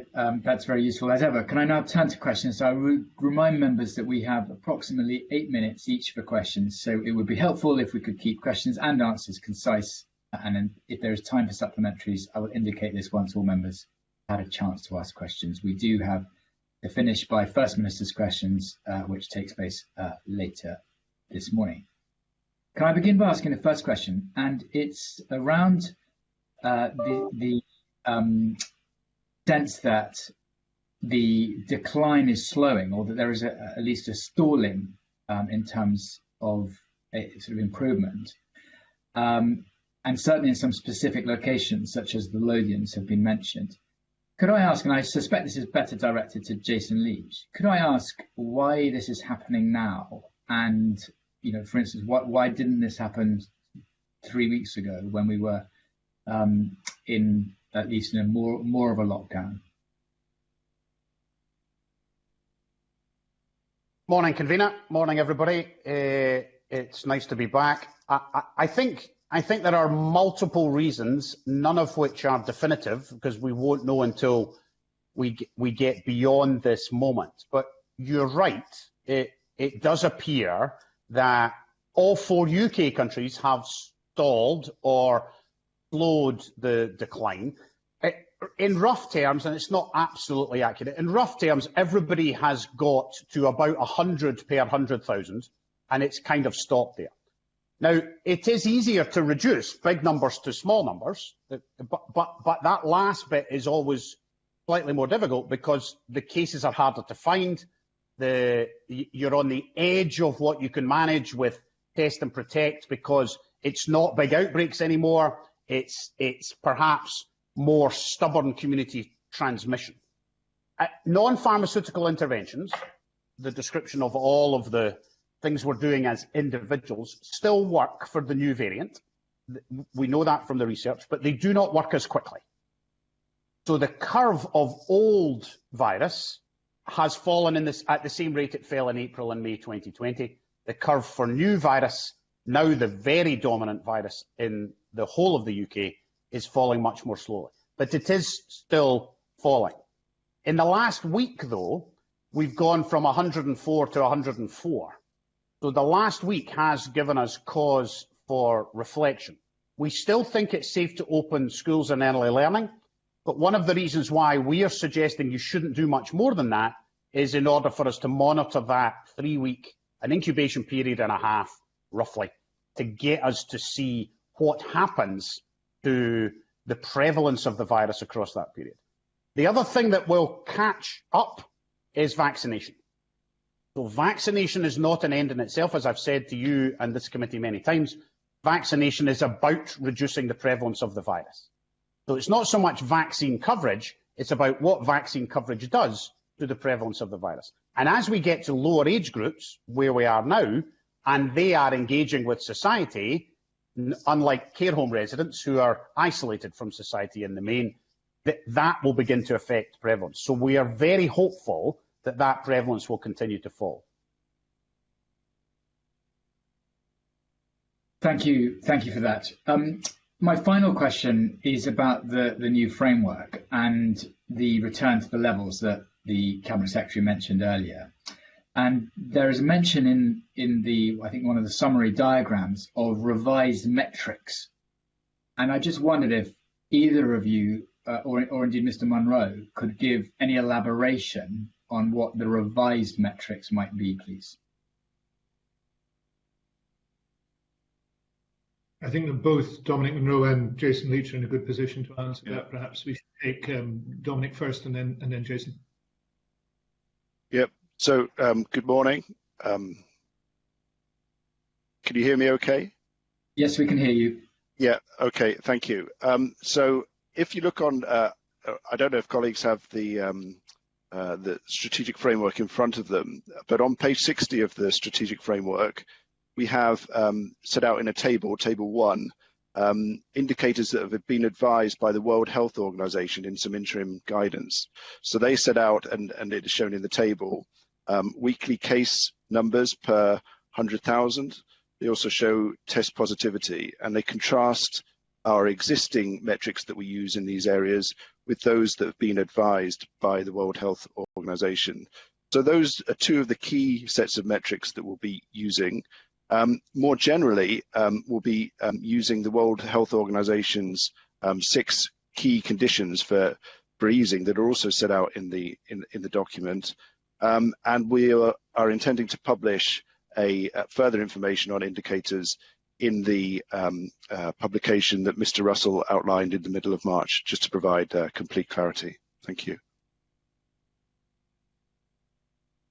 I think there are 2 answers to what will be different, Mr. Cameron. One is exactly as Dominic's said, it will be the nature of the data, but it will look the categories will look quite similar to before.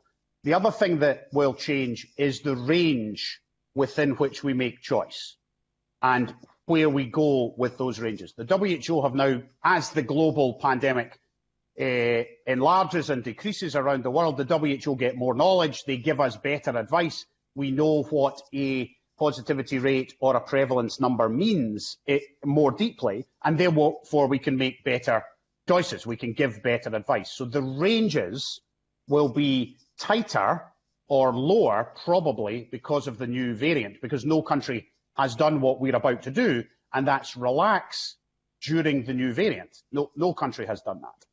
So therefore, you will notice on the table that Dominic points to that we have moved that downwards.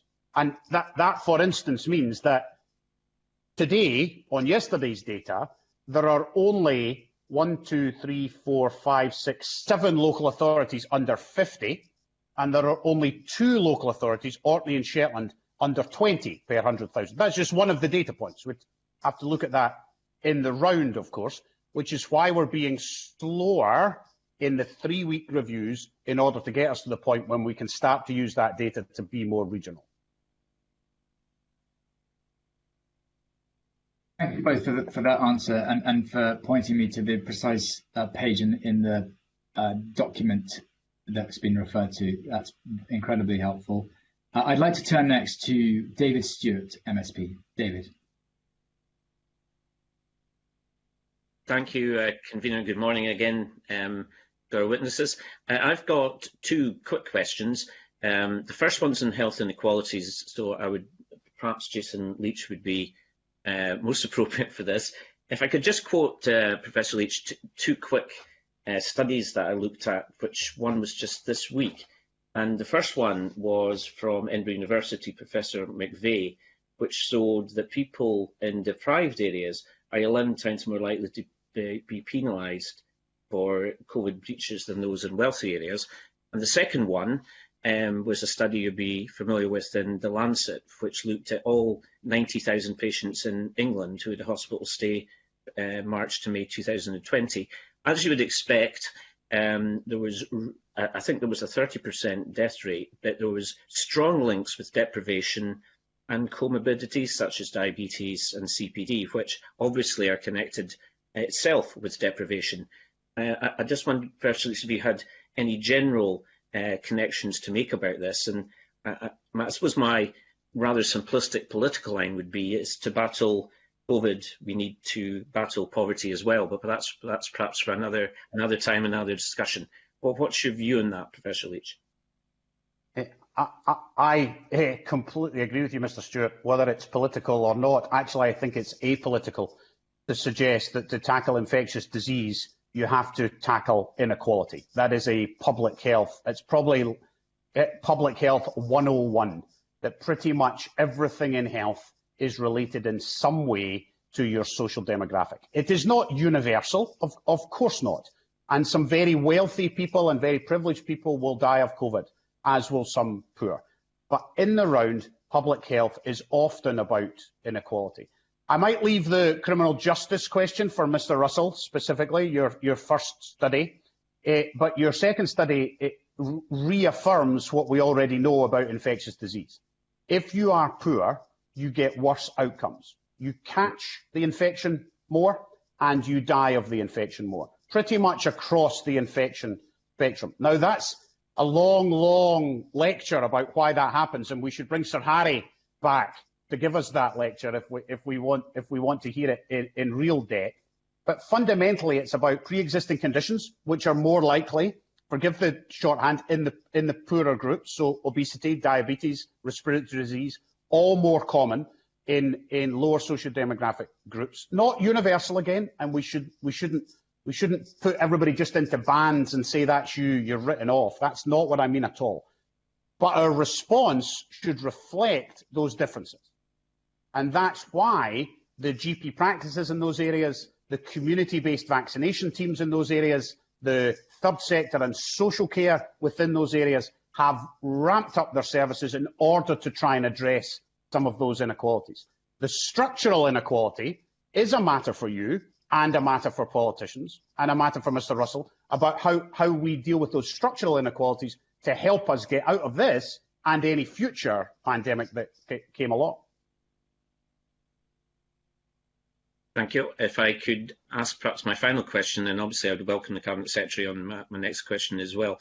Can I look at the big picture about where we're going? What is our overall strategy? You may have picked up our earlier session when we looked at, are we looking at suppression, mitigation, or elimination as a strategy from a nation? And again, apologies for quoting stats.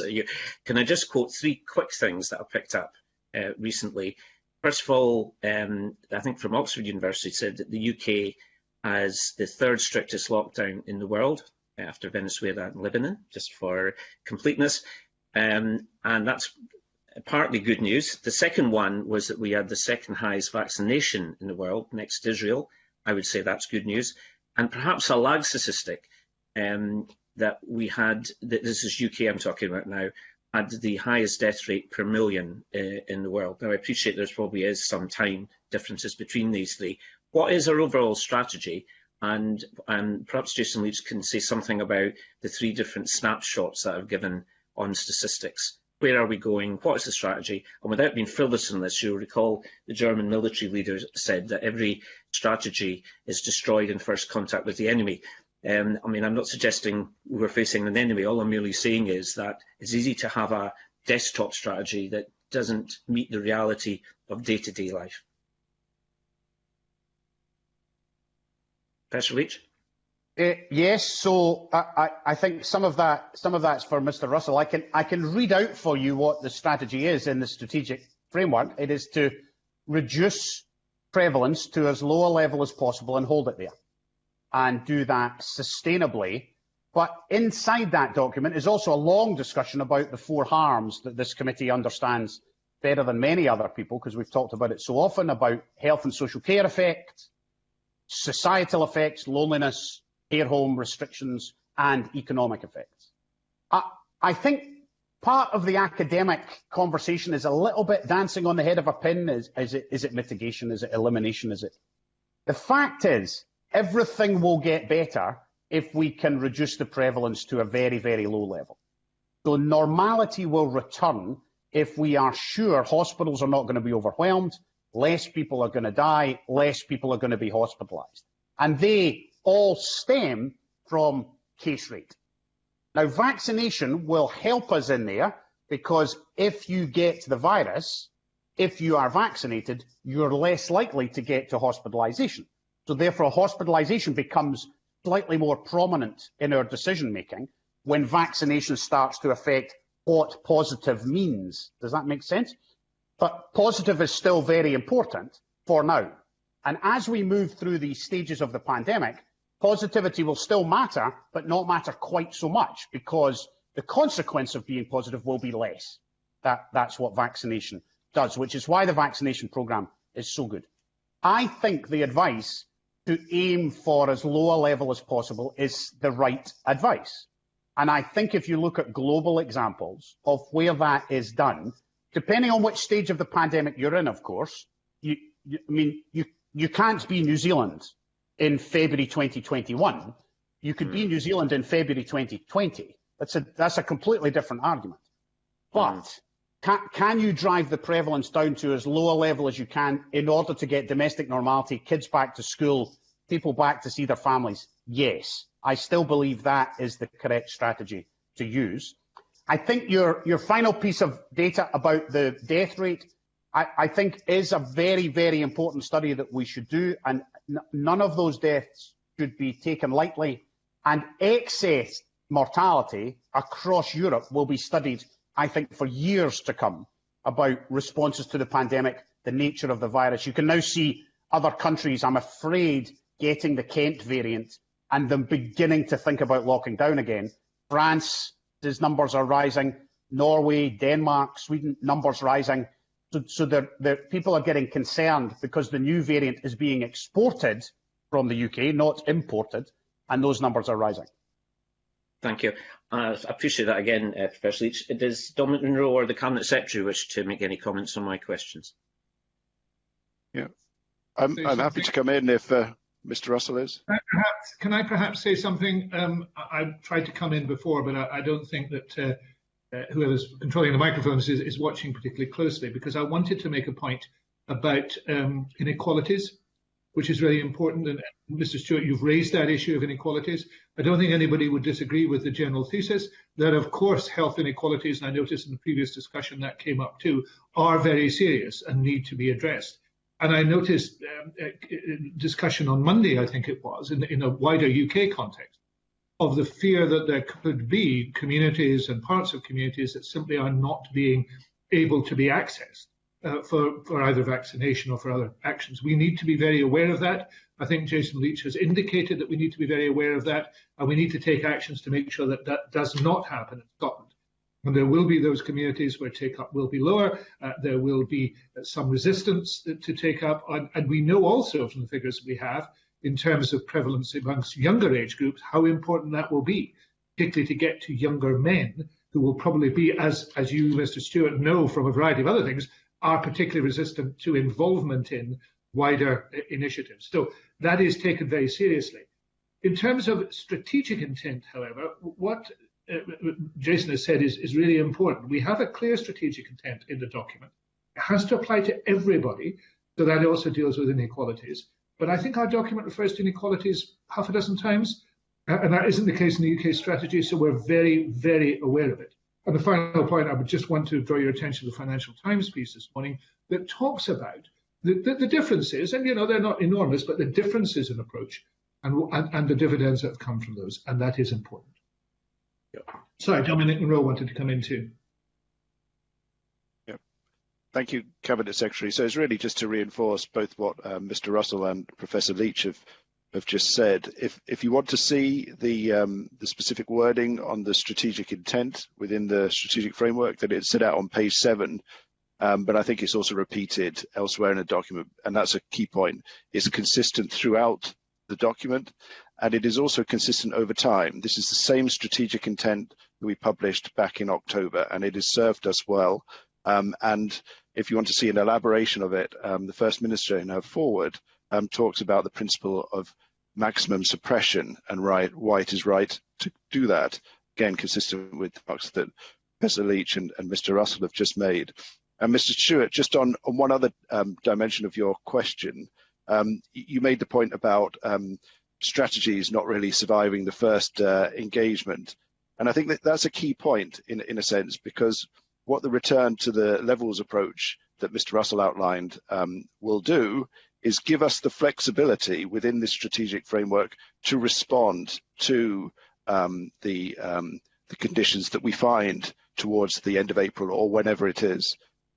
So it gives us that flexibility. It is not a rigid plan, and I think that will be advantageous to us going forward in pursuit of our strategic aim. Thank you. Thank you for that, and I'll hand you back to the convener. Thank you, David. Our next set of questions come from Willie Coffey. Willie.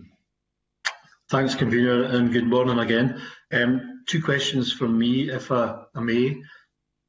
First question, Professor Woolhouse in the session just gone there told us that we're only finding half of those people who need to actually self-isolate, and he talked about the track and trace mechanism and perhaps how robust that is or needs to be.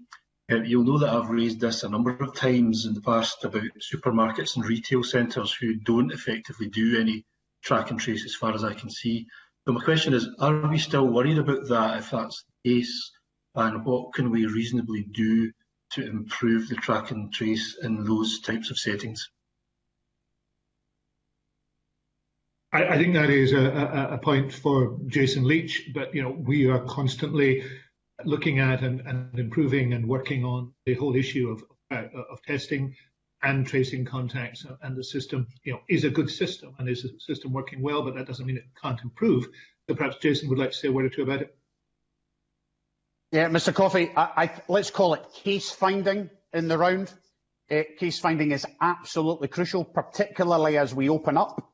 And that's why you see us expanding asymptomatic testing to some workplaces like food processing plants, schools. My wife did her first lateral flow test this week as she goes back to teach kids. We've got senior pupils doing that case finding as well now. So as much as we possibly can to find as many cases as we can and then trace those cases.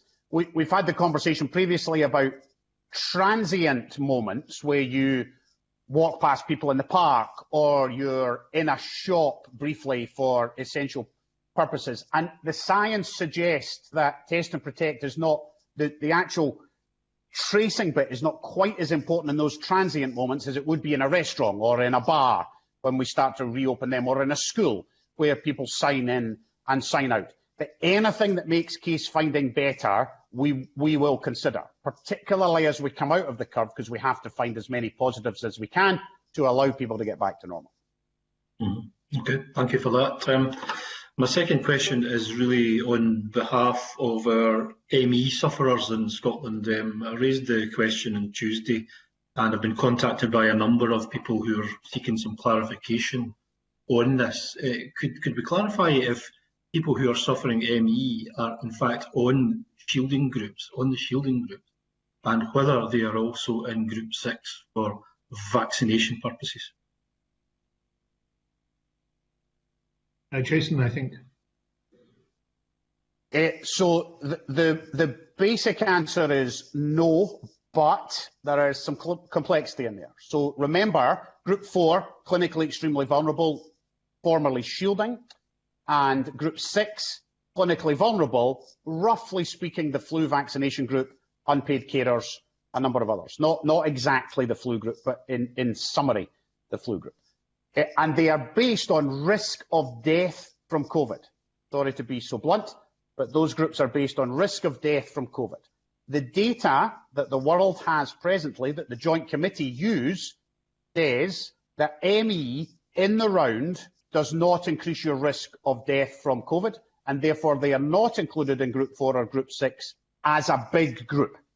However, ME is a range of disease, it is a range of condition, and clinical teams, general practitioners and secondary care, hospital clinical teams, do have the capacity to place individual people in group 4 or group 6 based on their clinical judgment.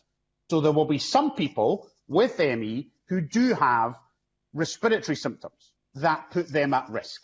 And they, with the clinical team's agreement, would be able to go in one of those two groups. Some ME people will have been on the shielding group. But in the round, a bit like, what other disease could I use as an example? A bit like diabetes, not necessarily putting you in the shielding group, but at the edge of diabetes, some of them were shielding because the clinical teams decided in consultation with patient and family that was the right risk to the risk basis to put it on. Mm-hmm. Thanks so much for that, Jason. How does it come about? Does a person have to consult their GP to say, I think I'm suffering additional symptoms or whatever, or do the GPs contact their patients to say, we think from your case history you might perhaps benefit from the vaccination earlier? What way around would it go? It could happen in both ways. It could happen in either way, but if patients or organisations are worried about that, I would suggest a consultation that is sought, probably even on the phone, with the general practitioner team, with the community-based team looking after that individual. And it will be a risk-based conversation of COVID. It's not unfortunately, how you necessarily feel. So a lot of people feel unwell in whatever disease they have, whether that's mental illness or physical illness or whatever's going on, but it may not put them at more risk of COVID. That the vaccination is about risk of COVID. The only other postscript I would add is we're coming for everybody. So the vaccination is every adult, and we're coming quickly to everybody. Going to get it. So you won't get it tomorrow, but we're coming. Okay, that's really helpful to clarify all that. Thanks very much. Back to you, convener. Thank you.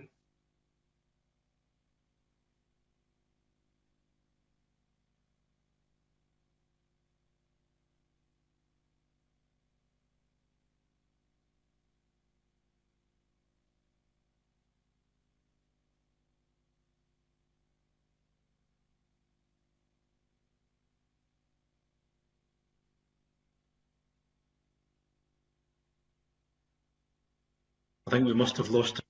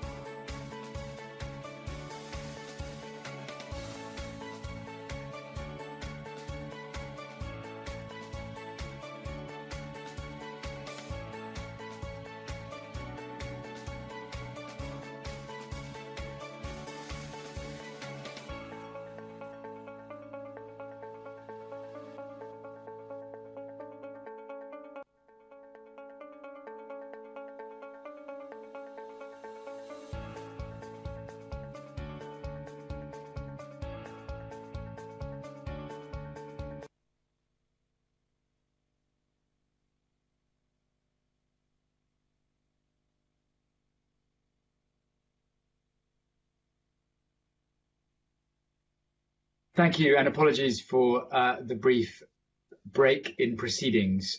I think we are asking, it's Mark Ruskell's turn to ask questions. Mark, would you like to go ahead, please?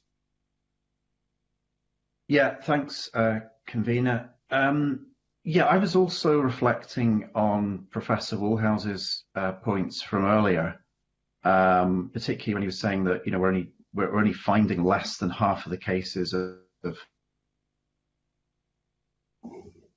include acts of those people as well. I mean, it does raise questions about a strategy for occupational workplace testing. So I wanted to ask you a bit more about that. I mean, reading the updated framework document from Tuesday, it really only does talk about specifically expanding that workplace testing to two areas. One is, I think, food production businesses and the control rooms of emergency services. Can you expand a bit more then on what that strategy is going to look like in the weeks and months to come?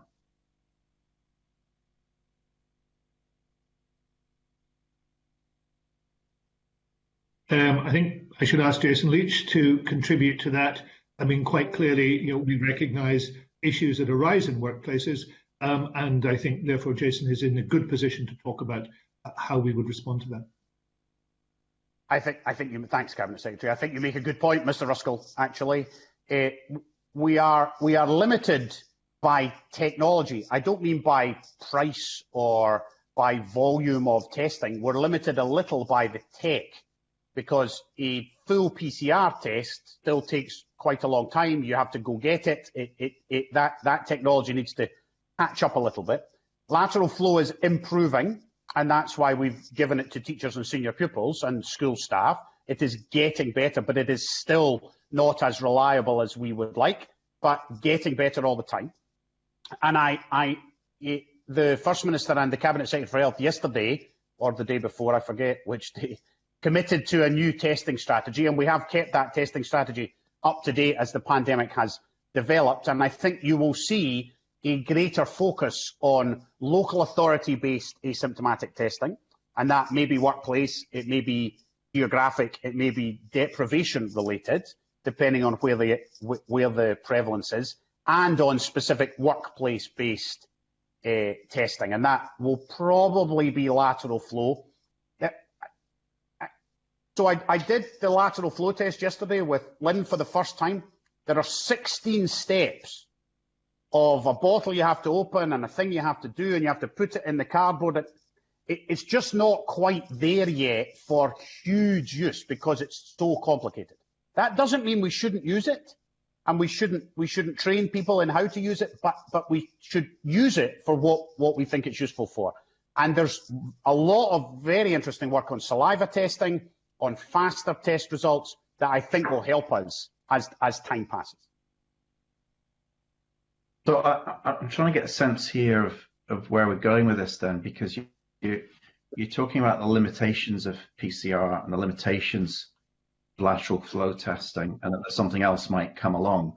Is it about restricting the application of those testing of those tests at the moment to teachers, emergency control rooms, food production, in the assumption that there'll be better tests to come, and at that point you can roll that out to, I don't know, all small to medium enterprises, large companies, workplaces in Scotland? It's just not really clear where this is going. And if you're an employer, for example, what should you expect right now in terms of the availability of that testing? We don't seem to have a strategy on occupational workplace testing. Mr. Russell, will I keep going? Yeah, please do. So I think the next phase of the testing strategy will have to address that in a more meaningful way, Mr. Ruskell. I don't think we have no plan for that. I think it has evolved over the last year, and we now have it in many, many more places than we initially did. We started in care homes, for example, and then we moved into other workplaces, and now we're doing the whole of the education system. I mean, that's quite an undertaking for our testing processes and our back office supply and procurement and digital solutions for the test results and everything. So That's quite a big deal. And I think you're right. I think we will have to move. And I don't think we need to wait for better testing to have that conversation. And our testing advisory groups, the groups that tell us scientifically what you should use them for and when, will help us with exactly that decision making. Okay. Do you know when that's going to come then? Not with any certainty. I think we can probably get you that. I think Mr. Russell's office could write to you, or Ms. Freeman could write to you and say this was the plan for the next version of the testing strategy. Yeah, I'm happy to commit to that, but I think it is important to note that none of this is standing still. You know, every week brings new developments. Every week brings new debates and discussions about how this should move forward. All of our actions and reactions should move forward, and we'll continue to do so. We're also mindful when these matters are raised at committee of the concerns of members about individual issues which we want to think about and respond to. So I'll make sure that we provide a response to you, Mr. Ruskell, and also I want to make it clear that we are changing and developing in just that way. Yeah. Okay, that's welcome. I'd like to sort of finish by asking you quite a central question, and it's one which the citizens panel and lots of stakeholders are focused on, and that's what do you see to be an acceptable level of COVID infection in the population going forward?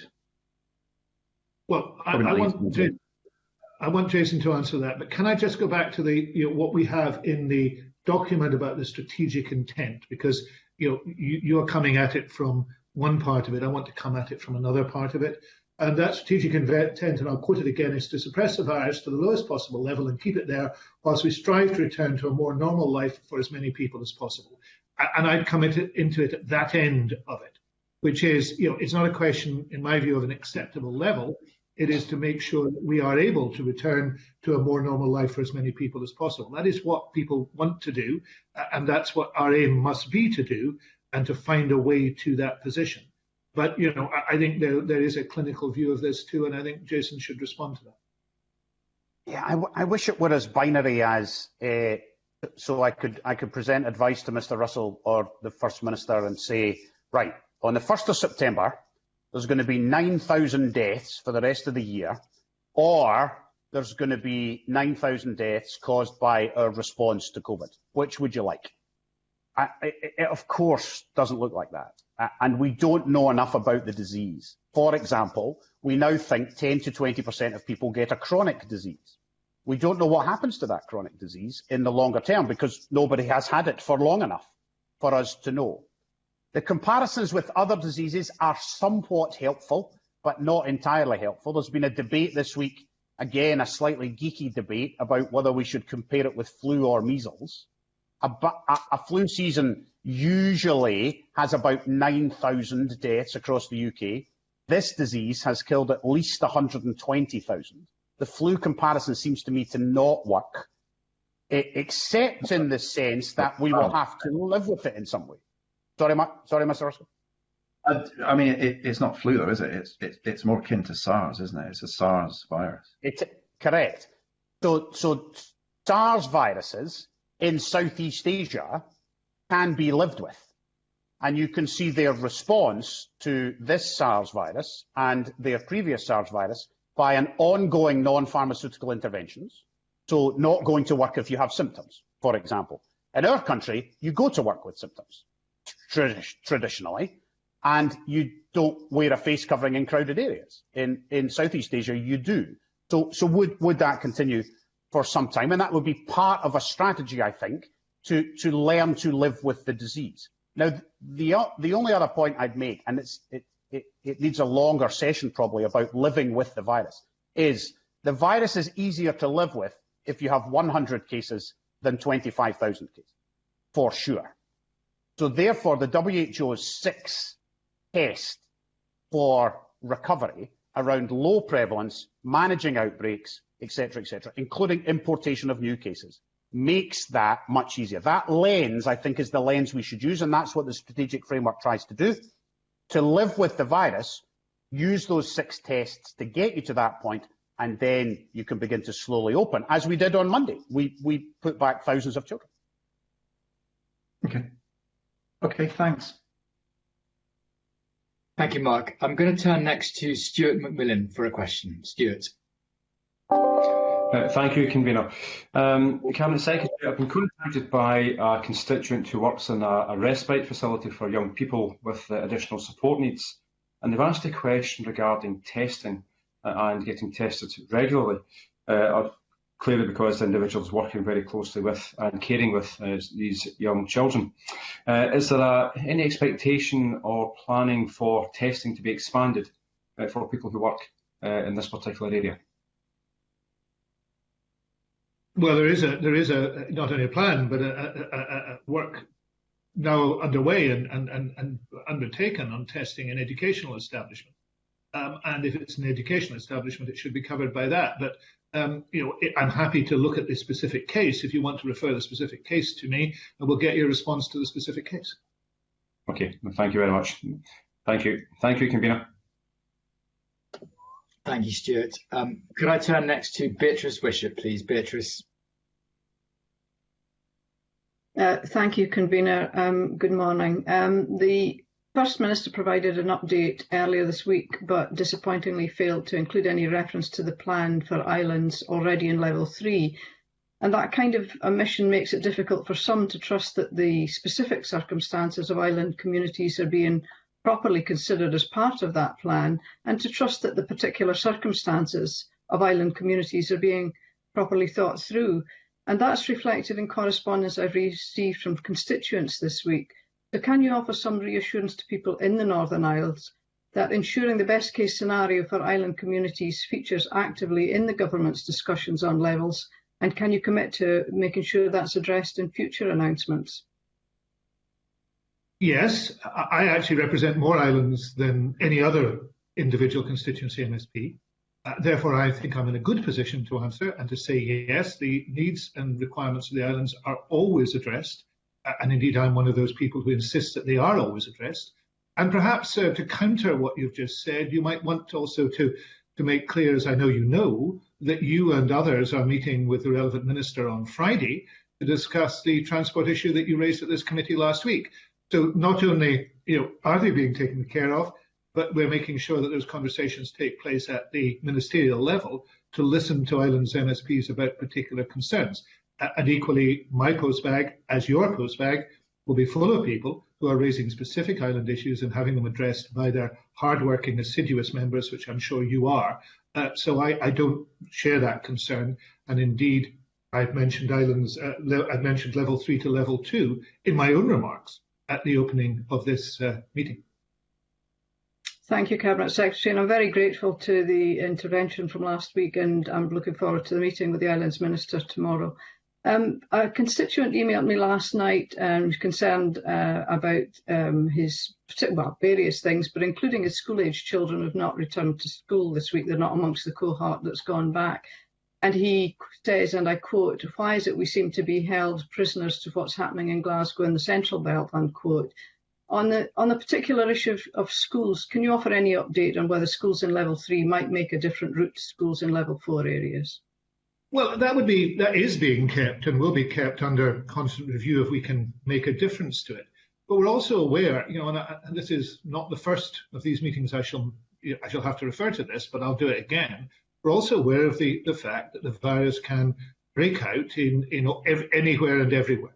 And, we used Barra as an example, but of course you will know from your experience as Shetland MSP that there was a very early outbreak within Shetland, which could not have been predicted and which was severe. So we have to balance that against what is a legitimate view from people in island communities that they should come out more quickly, and particularly in education. The Education Authority is in a good position to influence this, to have conversations with central government, and to influence discussions that are taking place in the Education Recovery Group. But I stressed in my opening remarks, and I stress again, erring on the side of caution is what we must do in these circumstances. It is quite clear. I think there's a piece on the BBC website today that makes it quite clear that if you were to apply the WHO criteria, we are far from out of these woods as yet. And therefore we have to show, as much caution as we can. And nobody doubts how difficult this is. And nobody doubts that, people look at this and say, well, here's an easier solution. the reality is these are things are thought about all the time. They're considered all the time. The local authority needs to engage on these all the time with the Scottish Government, as I'm sure it does, and members have to engage too. And we will keep these matters under constant review. Thank you, Cabinet Secretary, and thank you, Convener. Thank you, Beatrice. Our next set of questions come from Annabel Ewing. Annabel. Hi, thanks, Convener. Sorry, I'd lost track there. Yes, so good morning again to the Cabinet Secretary and Professor Leach and to Mr Munro. So just a couple of questions today. In the previous session, I don't know to what extent our panel had the chance to hear some of that. Obviously, they can have a look back later, but an issue arose about staycations, particularly in the Highlands and Islands, and I think it was Professor Woolhouse who suggested that in his view there would not appear to be any reason why we wouldn't see a resurgence of that this summer. Perhaps the Cabinet Secretary, with his particular interest from his own constituency perspective, could give his thoughts on those comments.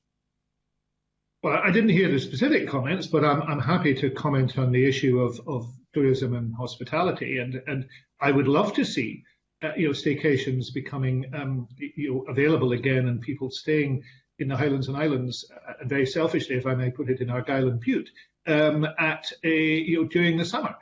But that will depend on the progress that we make, and it will depend upon the data and our ability to move to that. And I think we've been very clear on the indicative dates when decisions will be made and how we move forward. But we can't be more specific than that because we have to see what happens between now and April and May. Still hopeful. I would love to see this happening. I think the industry desperately needs this to happen, but it will be driven by the data and where we are rather than by anything else. But nothing would give me greater pleasure than to know that we had achieved that. And if Professor Woolhouse is confident that we can achieve it, I'm glad. I want to see the data and be driven by the data. Thank you, Cabinet Secretary. I'm sure we would all like to see it in that regard. Obviously, in terms of the UK Prime Minister's announcement this week, he seemed to set great store on a particular date for, a sort of erga omnes approach to life, which would be, in his view, the 21st of June. Does the data support such a definitive determination that will be D-Day, in effect? Cabinet Secretary? Well, I think we've been very clear about what we expect and the points that we have set, the points that we've set at which decisions will be made and which we hope things can develop and change. They do not extend out as far as that, but to the extent that we agree on things, I think by and large, with some small difference of emphasis, the programme is not dissimilar from now broadly until Easter. Some small similarities, but I don't think they're major. I think beyond that, it becomes more difficult to see precisely what will happen, but we are hopeful. I'm not going to get involved in swapping dates with the rest of the UK. I'm confident that what we're saying is the right and cautious approach at this stage. Perhaps Jason would just like to say a word or two more because he is one of the keepers of the data, and I think he recognises where the decision making is on this and informs the Cabinet about it. At a simplistic level, Cabinet Secretary and Ms Ewing, the further out you get, the less certainty you have. I mean, it's not complicated. And actually, if you read the UK government's actual document, rather than perhaps read some of the headlines with the dates attached to it, the further out they get, the more they caveat their dates. Their version of Mr Munro has written in deep caveats to the May the 17th date and the June the 21st date. And that seems to me the right thing to do. I said in media this week, if you want to circle June the 21st in your diaries and hope for a staycation in Scotland in July and August, then I think that's terrific. I genuinely hope that is true. My problem is that at the end of February, I can't tell you whether it is. I thank both gentlemen for their answers. Perhaps sometimes the newspaper coverage would better serve the population by focusing a bit on any caveats rather than just a glib headline, but there we are. Another area I would like to pursue is the I think it was also a reference that Professor Leach made on the radio the other morning to the fact that when we get back to levels, there could be a different approach, potentially in terms of the geographical approach, with several local authorities perhaps, combining together to be in the same level, with perhaps another look at the restrictions of the levels as currently defined in terms of what hospitality can do, in terms of the hours perhaps of opening and so forth. And it would be interesting to hear what work is going on now to look at that tweaking, if you like, of the levels approach as was set out most recently in December, because I think certainly the hospitality industry would wish to understand where they might stand as we reach sunnier uplifts and climbs. And perhaps Professor Leach could start with that. It'd be interesting to hear from Mr. Munro on that as well, and if the Cabinet Secretary finally would wish to comment, that'd be great. Okay. So yes, the strategic framework includes a let's call it a caveat that says moving to a levels framework, all being well, on the 26th, the week beginning the 26th of April. And of course, we'll have to have given notice of what that will look like before that. But it doesn't say everybody will move to level 3. It doesn't say everybody will move to a single number in their local authority. And it doesn't say what the levels will contain. It says all of that will be discussed with stakeholders, with the Cabinet in the lead up to that work. The analysis paper that Dominic has already talked about will be part of that. If it allows, then it is possible that quite a lot of the country will move to level 2. The most recent version of the levels is the one we remember. If you go back a little bit further, you'll remember we had central belt restrictions, not individual local authority restrictions at some points. So it may be that you could divide the country into different cohorts, groups of local authorities, perhaps health boards, perhaps larger even than health boards. And then we have the debate with Ms Wishart and others about what we should do with those island communities of Mr Russell's constituency or others. So you sometimes have to divide up the local authorities and do different things. So we want that to be as simple as it can be.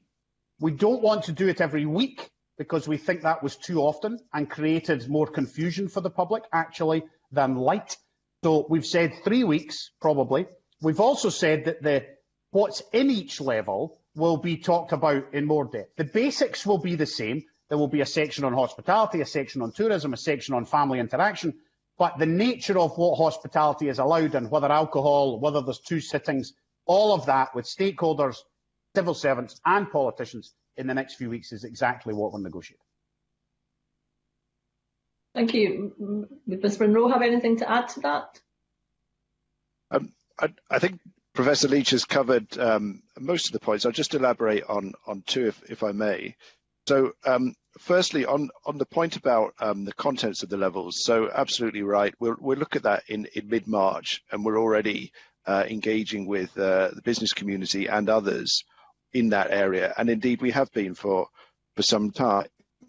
I mean, one of the things we have to bear in mind, though, is, of course, if you ask any, if you like, stakeholder what they would like, typically everybody will ask for an easing for their particular sector, and we absolutely understand why. But we need to be really careful that in considering sensible easings, we don't at the same time reduce the effectiveness of the levels because they're designed to suppress the virus. So there is a process, we are engaging, and we will engage through to mid-March. But we need to do that carefully because the levels have a job to do in suppressing the virus. On the point about geography, exactly as Jason says, the way the regulations are set up, we could do this using local authorities as the building blocks, and the World Health Organization has some interim guidance that's relevant here. But very possibly it will make sense to do bigger, if you like, agglomerations of local authorities. And indeed, if we need to go below that, as we did first in Barrow and Battersea, for example, before moving the whole of the Western Isles into level 4. So we've got the flexibility to do all of these things. And what we want to do is have a careful look before we go back into more geographically variable levels to see what the right and the best approach is. Unfortunately, there is no perfect solution to this. Every option that we take has some advantages and has some disadvantages. What we have to do is try and find the best and the most sensible approach amongst those. Thank you. Yes, I don't have very much to add to that, except just to emphasise the point about building blocks. Before actually we had the Barrow and Battersea situation, we had, towards the end of last year, the issue of whether a Colin Tyree, Mull, Diona, Jura and Isla and certain outliers were, including Colonsay, were involved at level 2 or level 1. And it was a difficult decision, and local authorities were the building blocks. And I think there was a big recognition of the difference between those islands, for example, and Helensburgh, which is also in Argyll and Bute, though not my constituency. And as a result of which, there were questions raised, which then arose again in a very different and more crucial sense in Barrow and Battersea during the last month to 6 weeks. So in those circumstances, there are questions we have to answer. But I stress what Dominic is saying. There is no perfect answer to this. But there are answers that perhaps meet the current set of circumstances better than the previous ones, and that's what we would look at. And that's also true of content. And it is always about where we are now, what we have learnt getting to there, and what we expect to happen going forward. And that is as it should be. It is flexible and has to be flexible. Thank you very much. Thank you, Convener. Thank you, Annabel. Our next questions come from Maurice Corrie, please. Convener, thank you. Good morning, Cabinet Secretary and Professor Leach. First of all, Cabinet Secretary, can I thank you for your response to my questions on childcare by family members, such as grandparents. That's much appreciated, and thank you for that. My first question is to the Cabinet Secretary, and it's relating to contingency plans. What is the Scottish Government's contingency plan for dealing with any reduction in production levels of vaccine supplies, particularly the Pfizer vaccine, which we know currently is changing over machinery, to keep the Scottish Government's vaccination plan on track? Well, if you talk to any GP, and in my area, and I know in your area too, where GPs have been involved in delivering, and you raised this yourself, I think 2 meetings ago, the biggest challenge is the lumpiness of the supply. I mean, and the lumpiness, I think the word came from the UK vaccine minister, the Westminster vaccine minister, and that is the issue. We are capable of delivering very large numbers on a daily basis, but we can only do that if the supply flows through. Now, this is a 4 countries approach. That it is discussed amongst the 4 countries' health ministers, and indeed at the 4 countries at a high level, the First Minister's level, on a regular basis, and we will continue to keep it under review, providing the commitments that we understand exist are honoured. Then we anticipate being able to meet the targets that have been set. But that, as you will understand, is the one thing that is completely out with our control. You have to have the vaccine in order to vaccinate. I mean, that sounds a tautology, but that is actually true. So it is making sure that that continues to flow. We should reflect upon the remarkable nature of where we are. This vaccine did not exist, 6 months ago. And it is remarkable that a vaccine has become available so quickly, not just one, we've now got 2. Their third one is approved. We'd have seen this week the report about the Johnson & Johnson one, a single-dose vaccine in America. So this is a remarkable set of circumstances, but gearing up to what is a global demand for this, and we should not forget those countries which we do not wish to be left behind. I mean, one sees this all the time, that it's very, very important that we don't forget about that. It is bound to be problematic. But I can assure Mr. Corrie that it is constantly in people's minds, and there's constant work done on it, and a constant desire that we are able to do what we can do, which is to vaccinate large numbers very quickly. Thank you, Cabinet Secretary. Can I move on to Professor Leach? Can I talk about cluster zones springing up? Professor Leach, there have been now some significant rises in cases very recently in the Edinburgh, Lothians and in the Bartonshire, Stirling area. Can you? We're seeing it rising in more deprived areas, which in those areas, obviously. What action is the Scottish Government taking to deal with this? Well, let me very briefly add to Mr. Russell's response around the vaccination supply. I think it's important to underline that when supply falls, it falls across the whole of the UK.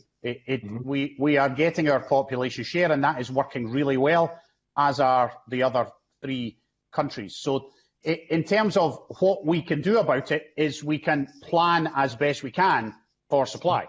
So we now know we're going to get some Moderna vaccine. So what does that mean for our ramp up? We've now proven we can do 400,000 a week. If we get 400,000 doses a week, we can put them in arms. If we get 200,000, we can put them in arms, which is roughly where we'll get to this week, it would seem. And Pfizer have been very, very good at keeping in touch. I mean, Pfizer did the right thing by adapting the factory to ramp up supply. It was exactly the right thing to do. And we've got good relationships with the companies, and the 4 UK procurement people are doing a really good job of getting us that vaccine at a country level. So you're right. There are community transmission hotspots around the country, as there have always been. East Ayrshire, Clackmannanshire, Falkirk, beginning to see some increase in numbers in the Lothians. Our response is exactly as you would predict. It's got more mature, local authorities much more involved. We can send in more case-finding machinery, so mobile testing units, regional testing units. We can talk to those communities via the local authorities, particularly if they're hard to reach, through third sector organisations, other organisations who reach those groups. And then Test and Protect is active, functioning, and its response times are really good. So it, of course, relies on human beings, individual behaviours. So there's only so much we can do about that. And that's about communication, it's about trusted voices, and it's about being inside those communities to try and help them understand what it is. It doesn't appear at a superficial level to be big rule-breaking occasions. I mean, we still get some of that. There are house parties, and we have mechanisms for dealing with that. It appears to be just a low level of community transmission. People maybe just drop their guard, and even if you follow the rules, you can still catch the virus. So at some level, we've got to all be careful, and that's why at this stage in the pandemic, the rule is behave as though you've got it. Thank you, Professor Leach, and thank you, Cabinet Secretary. Thank you, Convener.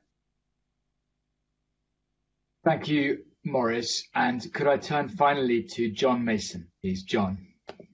Thanks very much, Convener. We had the questions about ME earlier on, and I wanted to just spend a little bit more time on the vaccination cohort 6. I mean, it seems to me that this is one of the largest cohorts, if not the largest. I think there's 1 million people in it. And it's also a bit vaguer because it's not fixed in age. It fits around the edge. And I just wondered, is it mid-April that we're aiming to have the whole of cohort 6 just in line with all the 9? And at what stage, would people expect to hear? Because I'm already getting parents, for example, of disabled younger people on ATME. Should I just tell them to wait and they'll hear by, say, the end of March? Or, can you say anything more around that area? Probably Professor Leach. Yes, I'd like Jason to answer that, but I just echo what Jason said earlier on. We are coming for you. And I mean, that is in his typical style, but it is absolutely true. It will happen, and that people will be vaccinated. And there is no doubt about that. But perhaps Jason would like to say more about the actual detail. So cohort 6 is, as you say, Mr. Mason, complex, large. I wouldn't quite use vague, but certainly more flexible than some of the other groups, because it's not just Chi number, date of birth. Here we're gonna get you. But we do know in the main who's in it, and that's because we have very, very good joined up primary care data in this country, which allows us to take out disease codes, the codes that you get because you have diabetes or because you have severe asthma, and find you. And we know where your GP practice is, and we can get you contacted. And lots of people already have their appointments in cohort 6. I would ask you to be a little bit more patient. We haven't quite said when we're going to finish that group just because it's so big.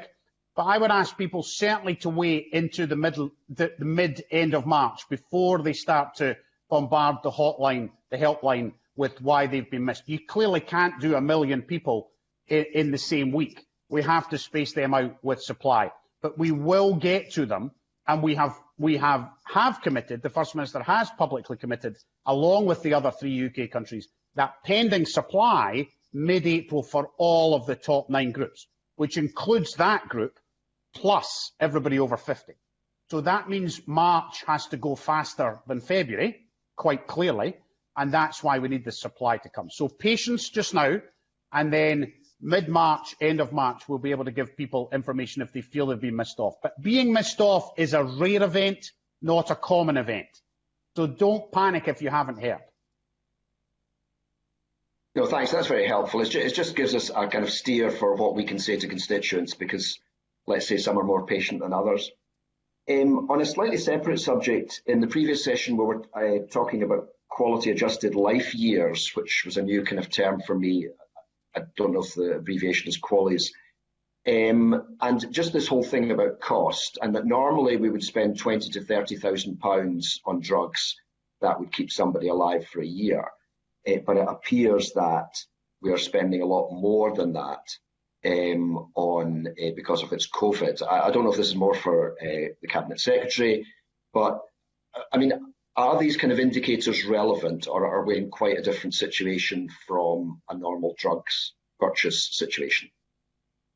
I really think that's for Jason Leach, because it is a difficult and sensitive question, and I think I want to hear a clinician's view on that. So it is QALYs, Mr. Mason. It's a well-trod public health path, and it does get quite complex quite quickly. It's how public health in the round and new medicines conversations happen. So it's not about a fiver gets you this or a tenner gets you this. It's a much more complex environment that says if you have a new drug for multiple sclerosis, or you have a new drug for kidney cancer, well, how should you judge the cost to society of that drug? Because clearly, if that drug costs 10 pence, you should invest in it. If it costs £10 million to save 1 year in an 85-year-old, forgive me, then it is £10 million worth that. So at some level, you make those judgments. But it is not binary. It's not once you get over a certain threshold, you can buy the drug. And you can't. The Scottish Medicines Consortium is our mechanism for that. I didn't hear the evidence prior to me. I will watch it back. I imagine what the QALY conversation there was the cost of COVID care in the round, testing, restrictions, everything else that's gone on around, because we're not actually spending that much money on drugs for COVID, because we don't have many drugs for COVID. So it's the overall cost of COVID. And I think in time that will be a factor of a big matter of research, a big consideration for inquiries, and on an ongoing basis about what the pandemic has cost society, not just in the investment from governments, but also in the harm we've caused by our responses and the harm COVID has caused for the individual families. So QALYs will be part of that conversation. I haven't seen any work that relates that to COVID as yet, but it will come. Yeah, thanks. That's helpful. I think the figures we were given were very rough and ready, and similar to yourself, Professor Leach, the previous witnesses gave very qualified answers about it. That's fine. Thanks, Convener. That's me. Thank you, John. And that concludes all the questions from our members today. Could I take this opportunity to thank the Cabinet Secretary, Professor Leach, and Mr. Munro for giving evidence to us this morning. That concludes our business for this meeting. We have no legislation before us. And the clerks will update members on the arrangements for the next committee meeting in due course. And I'll close the meeting. Thank you.